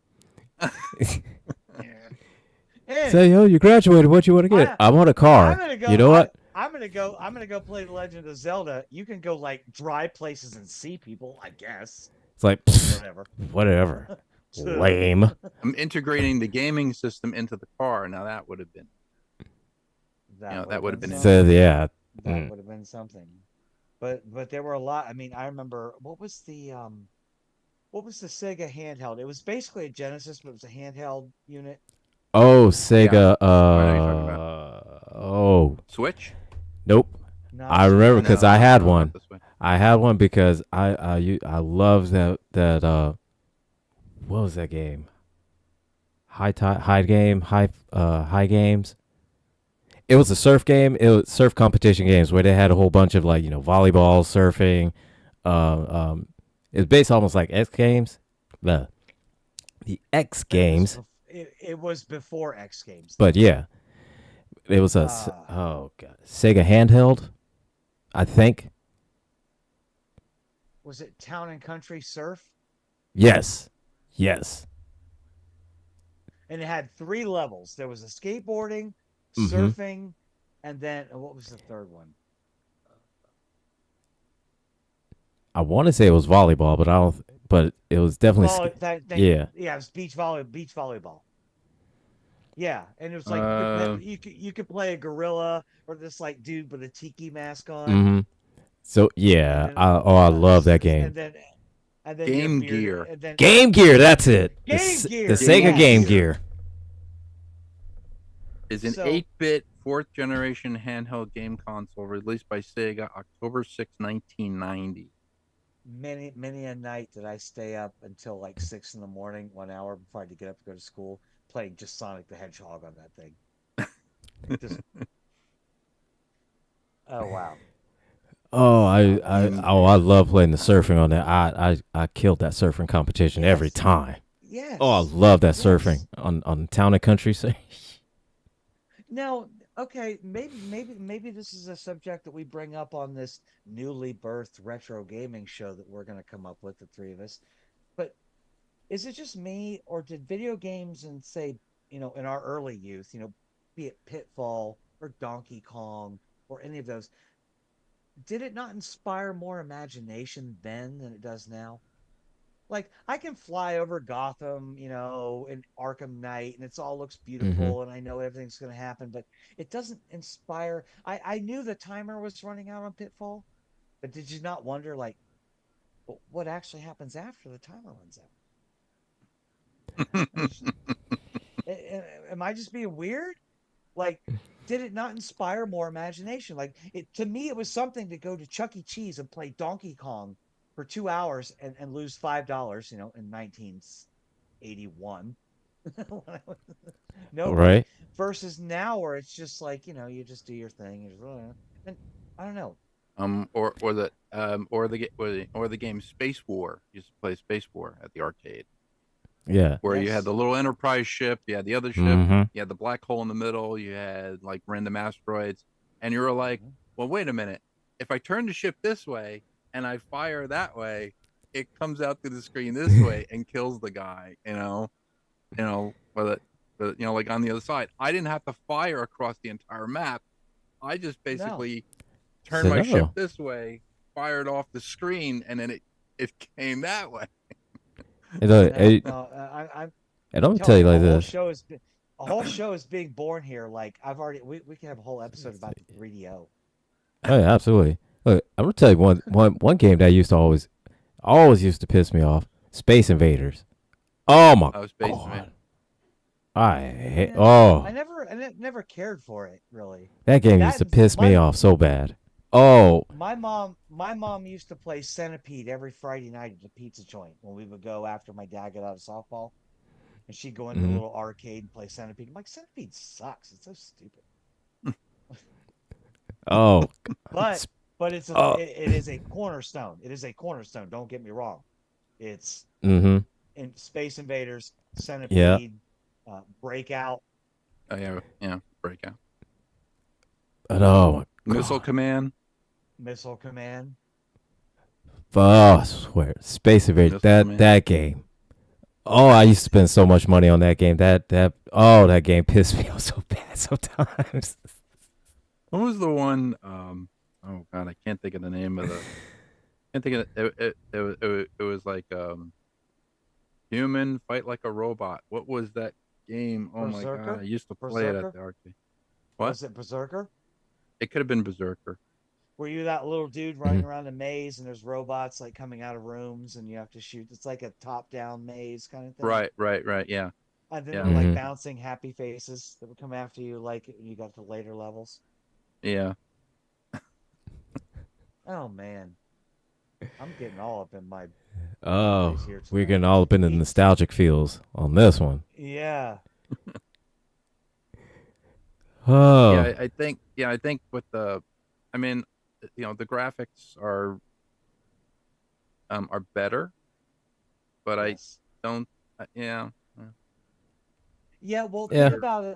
Think about it, George. Like movies, like we you have a movie comes out, goes to the Academy Awards, whatever, like nominated for best special effects.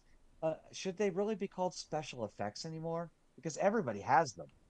So it They're shouldn't not just be. practical. Yeah, they're not Right. It should Yeah. just be practical called. effects. It should just be called effects Right. because everybody Hmm. has them. They're not. They're not special anymore. In 1977, when Star Wars came out, or Yeah. even 79 when the motion picture Star Trek motion picture came out, they were special because it was like we'd never seen that before. Yeah. Hmm. Now it's like you got movies like Avatar, and you're like, oh, cool, that water looks great. Right. That water's Neat, I cool. guess. Yeah. Seen it all Yeah, before. seen it, No. Well, I seen think it. it's. Oh, look, blue cat people swimming with Yeah. fish. Well, I think it's kind of like this. You know, during that time, during the the 70s, 80s, it had to rely more on the gameplay and the story of it, and just based how fun the game is. Now they can focus more on, oh, it looks cool, oh, it sounds cool, oh, it has all kinds of cool, all this cool that's happening. It doesn't have to. It just reminds me of Jurassic Yeah, Park. It's not a matter of whether or not we can, it's it's whether or not whether we or not we should. should. Yeah, And yeah, they make these great looking games, but half the time I'm just like, yeah, nah. it's just like, I It's mean, like it's like it's shoot, like in shoot, the shoot, shoot, second shoot, Jurassic move. Park.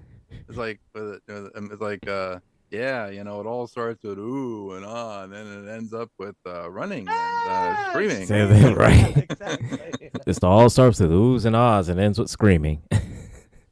Yeah, and that's I think maybe that's what I'm saying when I say like my imagination was sparked more by games in the early days, whether it was in televisions, Hmm. Dungeons and Dragons, but before the license was taken away, officially Dungeons and Dragons, Attack on Cloudy Mountain, or Night Stalker, and then I play games like Red Dead Redemption 2 and Arkham series over and over and over again because the stories are great, the graphics are great, yes, but it doesn't spark my imagination. I'm just doing the moves, I'm just like Batman looks Well, cool.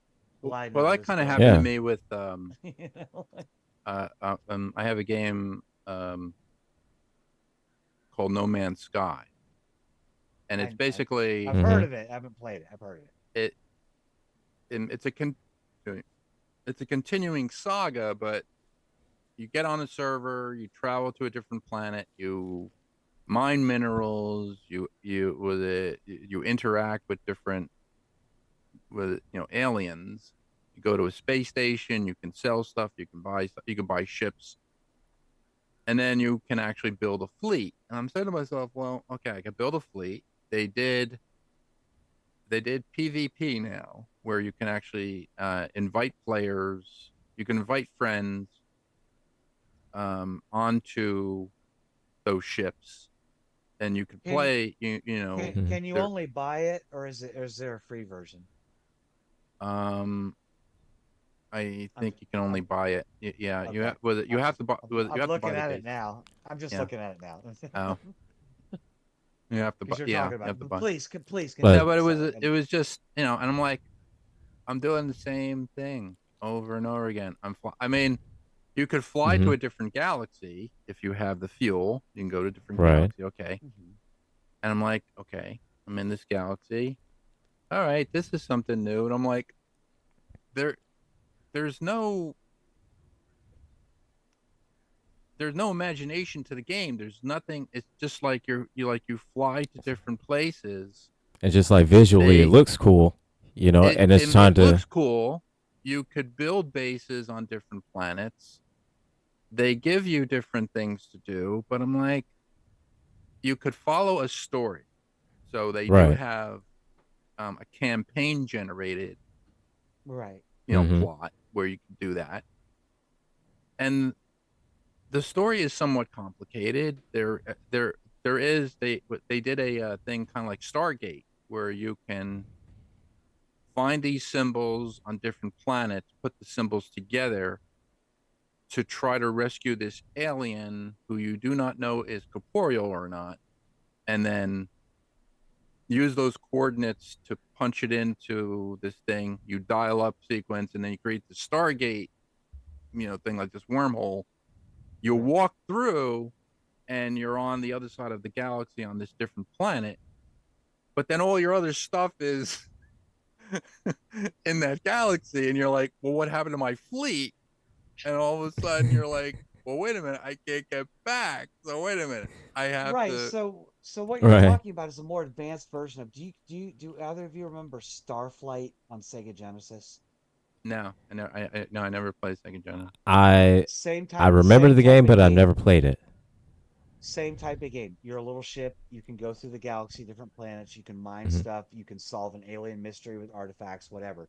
It led to Star Control and then Star Control 2. And I would say that games like that led into No Man's Sky and also what is now Mass Effect. these Right. these giant Yeah. RPG space games where you not just solve, go through a story, but you have to mine, collect materials, upgrade stuff, all that. But it started with Starflight, and that game so I had a Super Nintendo that I got when I graduated high school. That my friend who lived with me at the time would just sit over there and play Street Fighter on. Like, Street Fighter's cool, but whatever. I'm playing his Sega Genesis. I'm playing Starflight. I'm imagining I'm like Captain Gretchen. I'm flying through the galaxy. I'm collecting shit and doing all that stuff. That's what I'm talking about the Yeah. inspiring, the So, imagination. It was a basic game. There was not much to it, but it was like it got me up here. Yeah. look at It look at was don't yeah. It was don't it was more cerebral. look at don't talk Yeah. about don't talk bad about Street Fighter 2 because I'm that not. was I'm that not. was because Street Fighter 2 was my jam back in the day. Oh, I love Street Fighter 2. And I then graduated in 1992, and when people were like, "What'd you do when you were in high school? Where'd you go on the weekend? Did you go to the bar?" Stuff like, no, we went to the mall and we fucking played. Oop, sorry, F bomb. My bad. Swear jar. Five. Yep, swear jar. We it's, do need a it's 7:30. It's close enough. We'll be all right. We'll beep it out. we Beep beep do need beep a beep beep. company swear jar. But my point was like, Mortal Kombat and SF2 were Hmm. all the rage Oh when I yeah, was yeah, graduating high yeah. school. I mean, I played the original Castlevania in the arcade before it was Castlevania. It was like, I don't know. I don't remember what the original was even called. I'm I sorry, was on taking. I Hmm. was on but was uh to kind of tell you in the early 90s I was on a video shoot. I used to do a lot of video editing and a lot of video shooting. So I was a videographer, but I was on a video shoot where they were shooting Castle, I forget what it was, but it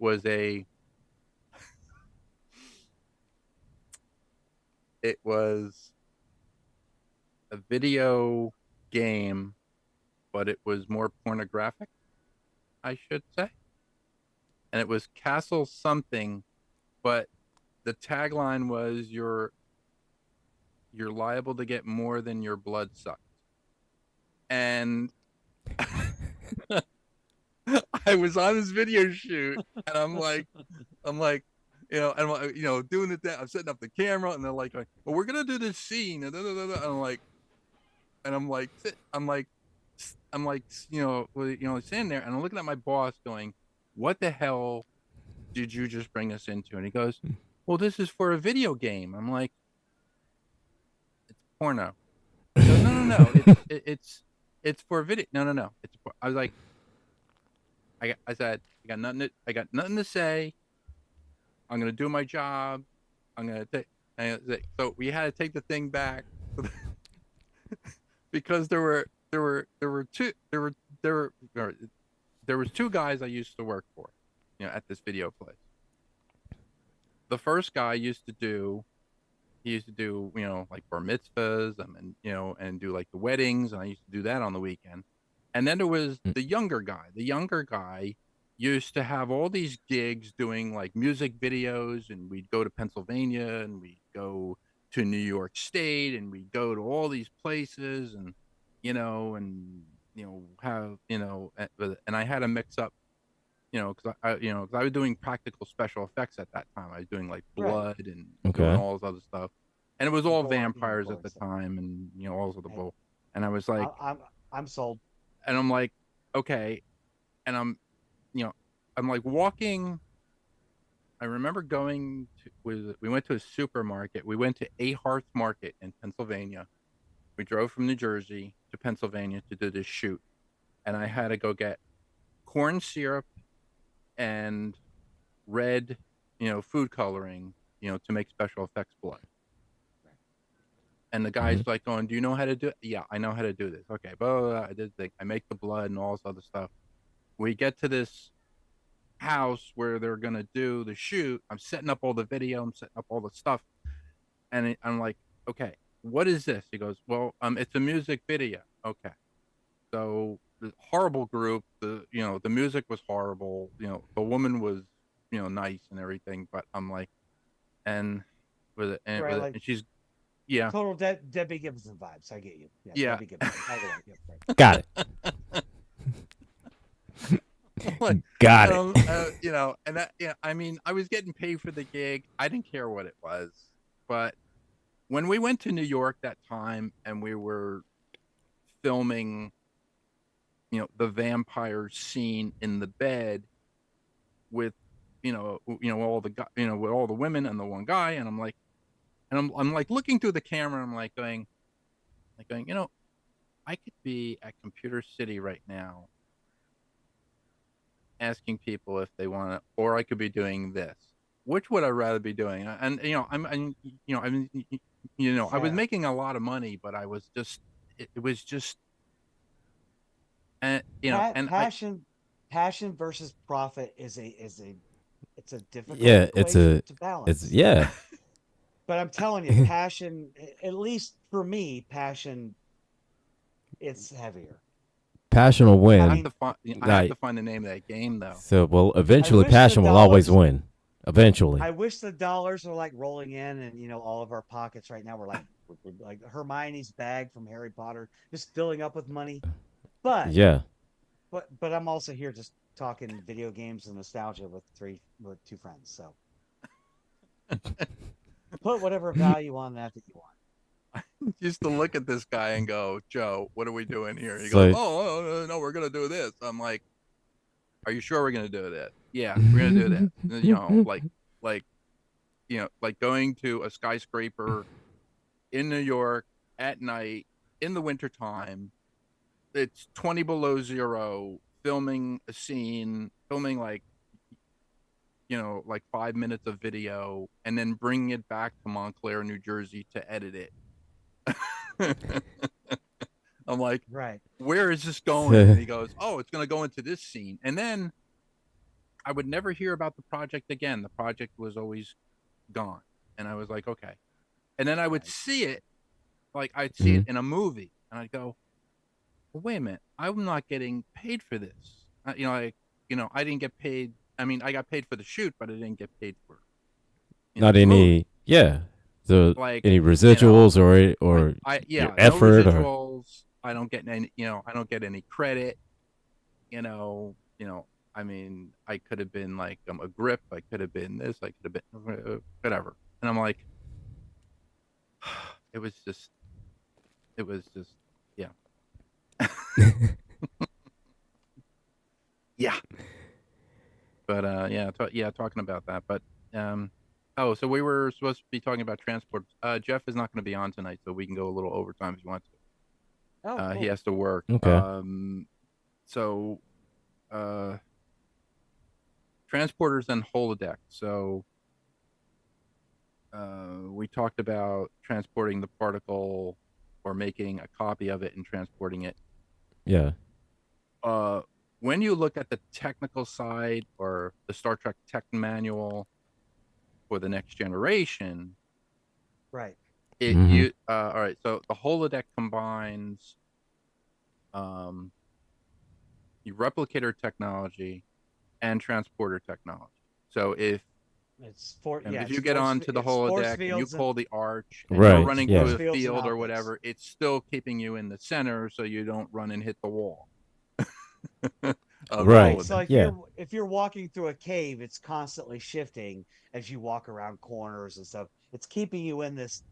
It's the keeping you holodecks only within so big, yeah, right? it's keeping you within It's- the confines of it, but at the same time it's got to almost to a point like if y'all seen the movie Ready Player One, in Right. Yes, I In love which that he- movie. when she straps in Love that movie. and whatnot, you have to. He's on a like a little mini treadmill and little harness and whatnot, and so the holodeck has to kind of work on somewhat of the same principle in which the floor kind of either moves or shifts or something like that, into which is, almost like the treadmill like that. Right. Right. Well, You even know, if you're walking up a hill, say in the but yeah, holodeck, even up a hill, yeah, it's it's got to, all it's all force fields. yeah, it's got to adjust So and those force fields you're and whatnot. walking Yeah, on it, so the floor doesn't really have to move so much as just the optics and the force fields change as you walk through the environment. Right. yeah, So yeah. Did you see? the room itself, I don't hmm think is moving. Right. Am I making it like Yeah. Yeah. the Yeah, no, walls no, and floors? yeah, no, I get There's it. that. Yeah, Got okay, it's okay. The transporter technology and the replicator technology are keeping you centered. mm. Uh, your regardless of wherever, your view or your, I guess, interpretation of it is that hmm you are actually walking and going and climbing hills, or swimming in the ocean or whatever, and so right, yeah, there is something they did for VR technology. They made this new floor that you can walk on, and it's kind of like a treadmill, but you can walk. Right. hmm You can walk actually, 360 degrees. So like wherever you walk, you're with it, your feet are moving, but you're not actually going anywhere. You're staying within the confines Right. of the yeah, yeah. No, uh, I totally get you. I'm sorry. I'm looking up the dimensions of a holodeck because I'm such a nerd. I have to know now. I have to know. But most of the sources are saying a holodeck is only like 20 by 20 feet. That's not very big. no, No, not very big. no, not really. I mean, it Yeah, I'm seems in a about the size of just a. Uh, I'm in a 9 by 15 bedroom right now. So not much bigger than the room I'm in. That's just weird. 20 by 20. Well, that was like the episode with Worf and his mhm, brother, played by Paul Sorvino, where they take the yeah, people and they say, "Well, when you get to the other side of the planet, the stars will change, or something like that, or Right. right, yeah. and you'll be, yeah." I remember that one. What Yeah. about the computing power though? Like, okay, so the stars are going to change when they get to where they're going, but shouldn't they be changing as they travel? So the computer's going to have to keep up with that too and create some kind of simulation of these stars they know transitioning into those that they don't. Well, I'm pretty sure True, that but it. we didn't know if. Well, yeah, I don't No, know. I mean, I'm pretty sure it takes that into account as well, because if it's going to It be should. moving, then yeah, it's the If environment they, has to I move mean, as if well. they, was it, Right, because whether any of us are like, the average person doesn't get up every day in the middle of the night, look up at the sky and go, all the stars are there. But most people know what to expect when they look up. right? Even Yeah. the average person could look up and be like, "Whoa, what?" and see That hmm something different that they wouldn't that normally actually touches notice. on Right. the story that I'm writing. The one girl, uh, the one girl Perfect. paints a picture of a planetary star system, and these astronomers in Alamogordo, New Mexico, are actually concentrating on this section of the sky, and they they see her picture. She's in high school. She entered some sort of a contest. They see her picture and they want to buy. They want to buy the painting.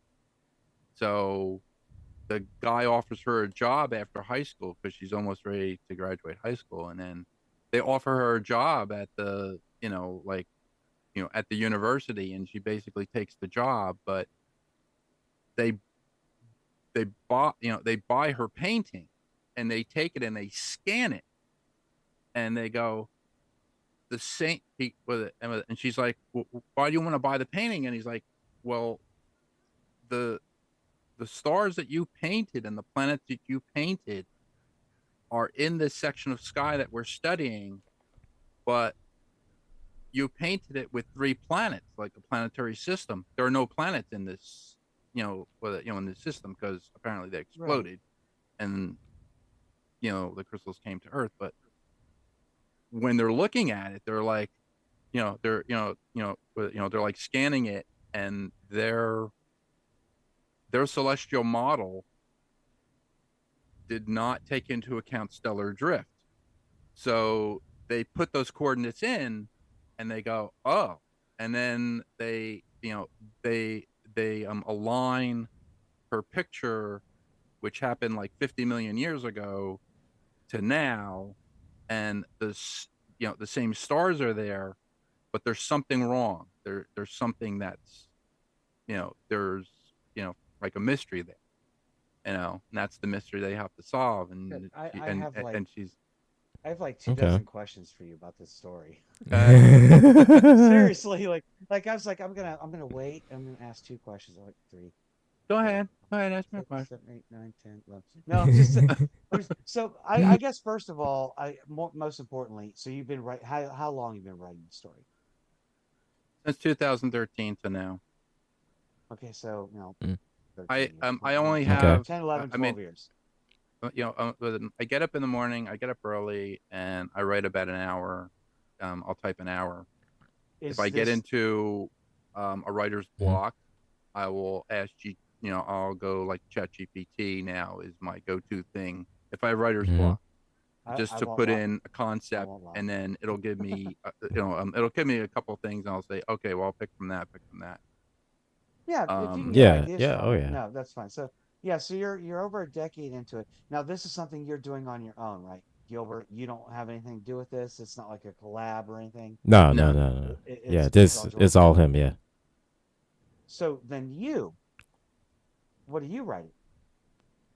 I know you're writing something. I know Oh well. I don't See have to I don't what. have to know everything about you to know you've written something. What's your story? Well, see. Actually, what I've got going on actually is part of a.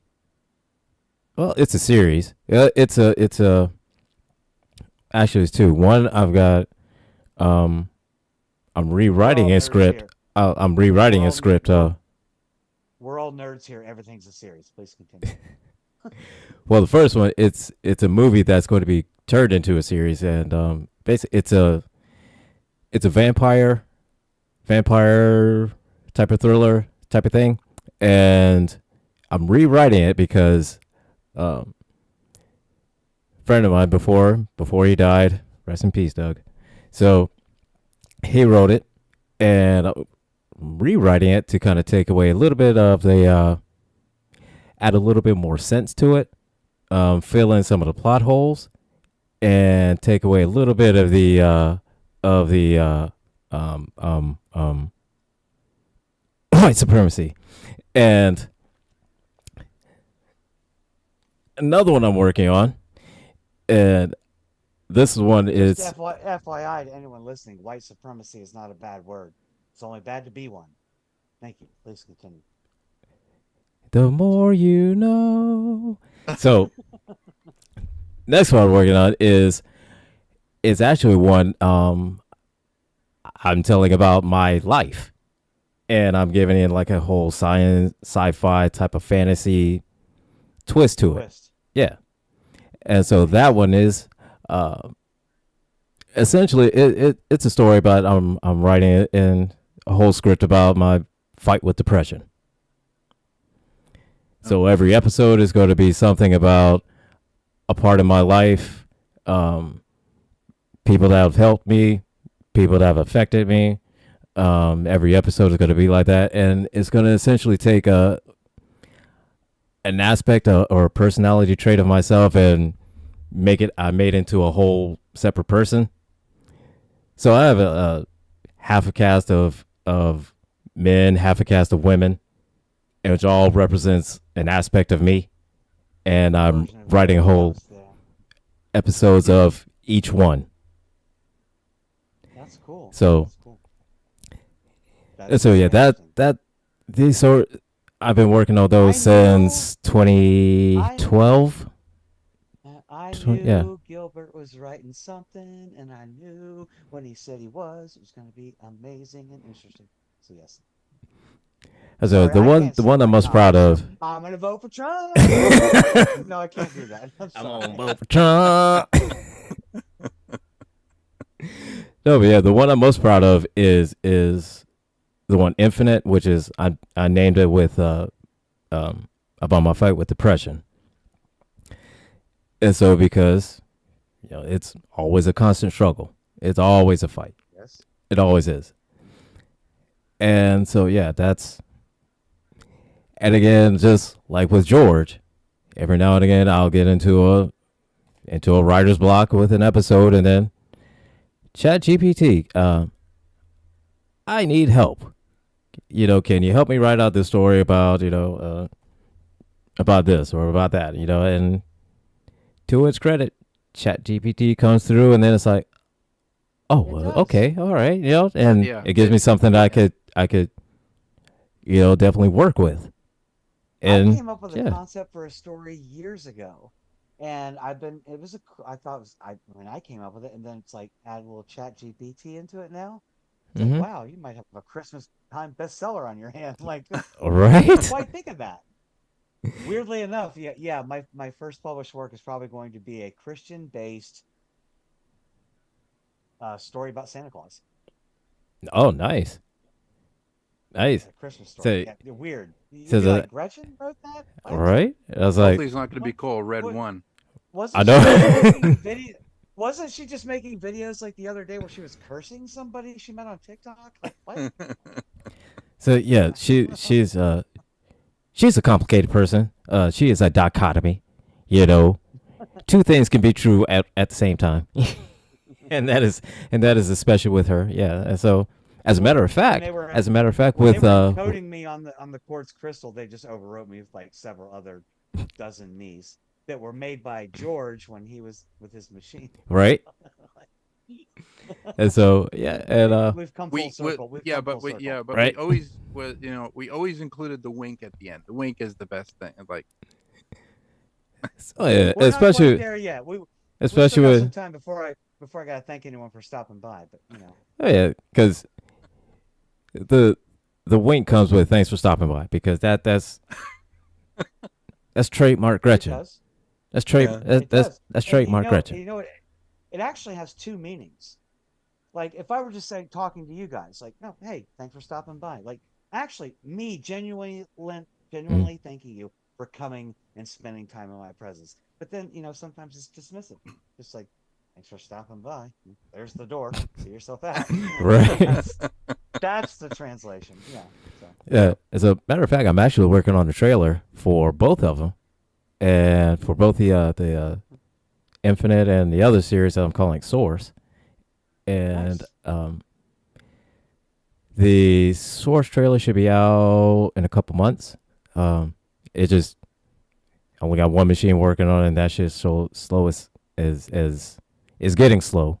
Still pretty fast, but it's getting slow. I just need something to render it faster. And the other one, I'm going to try to get those around at the same time. So yeah, in like another couple months or so. So Did you ever use Bryce 3D, the modeling I program have, on PC? I have, yeah, Yeah. I use it, I yeah. did that too. Yeah, I've got some old like renderings. You just said rendering, and it just gave me like yeah. PTSD. I remember click render on Bryce 3D. It's like 47 hour. Oh, damn it! So you just walk away from your computer for 2 days Yeah, so the that, yeah, picture renders. yeah, that's about right. It's like, oh, Jesus Christ. I'm gonna have to send you some stuff though. Like I was already thinking like we're talking about all the fiction, George's story, Mm-hmm. your stories. I've got several. I think I've written a total of 13 novels over the past 23 years. Hmm. Nice. Not one published, just all raw on my computer. But like, I was gonna send you a. I'm gonna be nice, Gilbert. So I'm gonna send you the opening prologue of All right. my like flagship, hopeful, remember me forever at J.K. Rowling take a back seat kind of thing. Okay. All right. Yeah. Just be, I'll definitely. I'll I'm tell. gonna send you the prologue. But if you guys want to do like swaps, like remember like J.K. Rowling, or not Yeah. God damn it, not J.K. Rowling, Tolkien and C.S. Lewis, how they used to like compare works. You know what I'm Oh, talking about? yeah. Yeah. Yeah. It sounds cool. If you all want to do that, that would be cool. Yeah. Because It that'd be sounds pretty cool. cool. Like I'm not gonna be like, oh, I'm taking Gilbert's story, I'm gonna sell it tomorrow under my name. No, I'm not. That wouldn't happen. Well, I mean, you I'm just would. saying. Well, I was about to say if you. Well, no, you could take either one of the stories from Infinite because I mean, because it No, both I think deals what was with my well masculine and feminine side. So I mean, no, I get you. My point was just like I think we got three yeah, people here that are trustworthy enough that we're not going to do that to each other. right. If I did and I made millions of dollars, it would have to go back into the GCPR fund, so we all get brand new computers. There we go. Yeah, that'd be Right? nice. Yeah. So I can listen to our own shows on our network, which I still can't figure out. I play it on every browser. I've restarted everything. I cannot hear GCPR on on my laptop Yeah, on that any sound is device. that's just so weird. It's Because I weird. mean, it comes through, just fine for me, and whether it's YouTube or even on the website or even on the GCPR app, which everybody I mean specifically GCPR.live. GCPR Download the app today for Android. for Android. I got a hack You for a don't have We, Mac. an I'm hacking. I'm you gonna don't hack have for an a Mac. okay. we Hack for need a to Mac because get I have an well iPhone. Sorry, in I can't listen. uh I guess in the future we need to buy a Synology. You Well, know what a But if I want, Synology is? I'm gonna. if I want to listen, I got to go on either YouTube or I have to turn Wi-Fi off of my phone and just use cellular. That's the only way Oh, I could listen to it on the website. That's oh, weird. That is so On weird. any device in my house, that's the only one I can do it on. It's so weird. Wow. That is weird. yeah. I was Hmm. looking at the what was it? Amazon sells this small computer. It's an it's an N. I'm gonna say it's an N97 processor. Very small. It's a Okay. cube. It fits in the palm of your hand, but it's a full fledged computer system. Has 16 gigs of RAM, 256 Mhm. gig was it, your hard drive. It can do two high definition screens at the same time, keyboard, Mhm. mouse, all this other stuff, And it and it fits has in a your pretty good hand. graphics processor on it. What? It fits in your hand like just a Oh, little. yeah, it's Yeah, one it's of like the, it looks like a little it's a little cube. mini. It's a mini. It's what they call a mini PC, Yeah, in which they have the chips that are like N95, N97, and yeah, N97. N100. Um, Right. So but what's the essentially, battery they life on something like that? No, you plug it in. It's like a 5 volt plug-in. yeah, Plug it in, Oh, but I is it? mean you can also plug. Yeah, I mean you can also plug it in the battery if you wanted to. yeah. I mean, it's not like it's not like a gaming computer or anything like that. It's something Well, essentially. the other one I I mean, did see, the mini PC, is a gaming computer. It's a Core i9. No, sorry, not Core i9. Well, one of them is a Core mhm. i9, but the other one is it's a Ryzen 9 chip. Okay. Right, but Yeah, yeah, yeah. I guess my point was like statistics aside, how fast or powerful it is. The Mm-hmm. smaller it gets and the faster it gets, we run into the same problems in technology right now, which are two biggest obstacles: heat dissipation and Mm-hmm. battery life. Yeah. Right. And so I'm thinking smaller, smaller, smaller, hotter, hotter, hotter, more power needing to run it, and it's Right. Yeah. like Um, are we there it's yet though? I mean, the ones you're I talking about, is mean, that what it is essentially? But you have to have it plugged in. You can't just charge it and like use it on your front patio or something. no, no, it has to be I don't plugged think in. so. Yeah. Yeah. But Yeah. Okay. the reviews on it says that it's pretty reliable, and I speed mean, is the about. only one you can't, but the only one you can plug in it. Well, if you got like the Raspberry Pi, so if you got Raspberry Pi, they make a Windows emulator where you can actually emulate Windows to it, and you can put a Windows operating system on it. I've seen guys actually use Raspberry Pi. They actually the one guy, I'll have to send it to you. He built he built a model of the original Star Trek tricorder, and he put a Raspberry Pi in it, I and he think I put I think I and know he this story, and but he Yeah. yeah, put keep all going. he recorded all the episodes, and he could actually play it back on like the tricorder screen through the speaker. It's really Right. cool. But Nice. that yeah That's that pretty cool. yeah that would be like the Windows emulator, and I think you could put was it Raspberry Pi does have an SD card slot on it. You could put up 1 terabyte, but SD card slot, and you use that as the hard drive. The newest one is 8 gigs. I think they do make a 16. I think, but And they was it Okay. X Prize did one of those contests for like a tricorder design. Like, hey, come up with Mm-hmm. your own oh yeah, tricorder and submit it. They did, they did one of those big like $1 million prizes for that. That was cool. There was yeah, some That's there was pretty interesting cool. stuff. There was some interesting devices. Not all practical, but they were interesting, I guess. That's pretty cool. So, yeah, and that brings us to the end of this show because now I don't know about the rest of you all. I'm hungry, and it's been a couple hours, and so yeah. So now we're going to go ahead and end the show. So come back out next week, and we're going to have a special episode, and which will be election. And so we're probably going to do the same thing as what we did with the debates, and Oh yeah, start out. next week. Start out From in today. yep, next week. Started today. So if you Oh can boy. vote, if you can go out and vote early, do that. I think voting early here started yesterday, so I'm probably going to go either sometime tomorrow or Thursday. So join us here next week. Hall election coverage. Everybody in GCPR will be here. If not, then I'm going to come to your house personally. I'm going to. Oh, right. So That's what they got. That's what they got to do to get you over here. punch you in the throat. Punch you right in the throat. punch you right in the throat. Right in the throat. In Just- the throat. Right in the throat. So, yeah, and I do want to thank Gretchen for coming in, and thanks for Yeah, stopping by, thank you Gretchen. very much. It's always a better show when she's on here I because talk, I talk too much. I talk too much. What are you You talking can always about? say shut up. What are you talking about?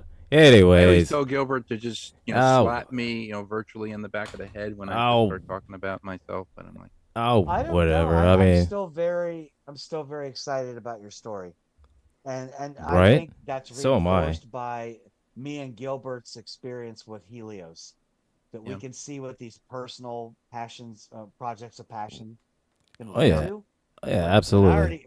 we already adore Helios. Like, Right? we need the So we need the actual Helios. Steve, Tom, come on, Where's the We need official the launch? we need Anyway, the don't talk official about we need the official Helios, Steve. Come Um, on with it. are you guys gonna have anybody else? I think I gave you Oh, Eric Chu's yes. number. You gave me Uh, Air I gave Choose. you Darren Doctorman. Darren Doctorman is actually from Trexperts. Was it CJ, Tom's friend? Who they lost I somebody, believe so. and there was a friend who was. And there was It's in my email. Andre Tom Bormes, said- but I know Tom him. Yes, Tom spoke to yes, him. you said It's it. Andre Bermanis, Andre yeah. Bermanis, Thank yes. you. Yes, Yes. yes. He wants to come on. I got to respond to him. He was Okay. just he was moving for like a month or two, like Oh, okay. traveling stuff. So Yeah. So yes, I got to get in touch with him. I have his email. We Uh, already talked. Christopher Penfold was the one who passed away. I mhm. think he was writing Helios with Steve. I met him at the 2018 Space 1909 convention. Very, very nice guy. I haven't talked Cool. to either one Cool, of them cool, in a cool. while. I mean, I see Tom does updates on Facebook. I haven't talked to Steve. Oh, I'll Tom talk- McLaren's awesome. I've never, Oh, I love- mean, I've watched the interview and he's fantastic. I love Tom. I Oh, love Tom is Tom. great. Tom is great. I want to talk to him again. Me and Gilbert want to get him back on the show. Absolutely. I want So to talk to Steve again. Just say, Yeah. hey, what's up? yeah, Where's just the like talking official to him. launch of Helios. He's just cool. He seems like a cool dude just to talk to. So Yeah. we're gonna go ahead in this, and I gotta eat, watch NXT, Yeah, eat so something. I can get caught up in everything for Superplex Party. That's going to next couple days. So coming up, we've got Jeff Kennedy. He's taking a night off, He's taking a night off at TKE tonight, so I So- don't have double duty tonight. so We have You don't have to Nathan worry at about 11. we have Teen Nathan at 11. We have got the Hurricane Girls at 9. 9? Yep. 9. I will Yes. be monitoring that broadcast, and if there's something going on, I will tell you. I try So- to monitor everybody's broadcast. So. So same here. So yeah. So yeah, come back and check us out, and and we'll see you here next week. Everybody, take care. Bye.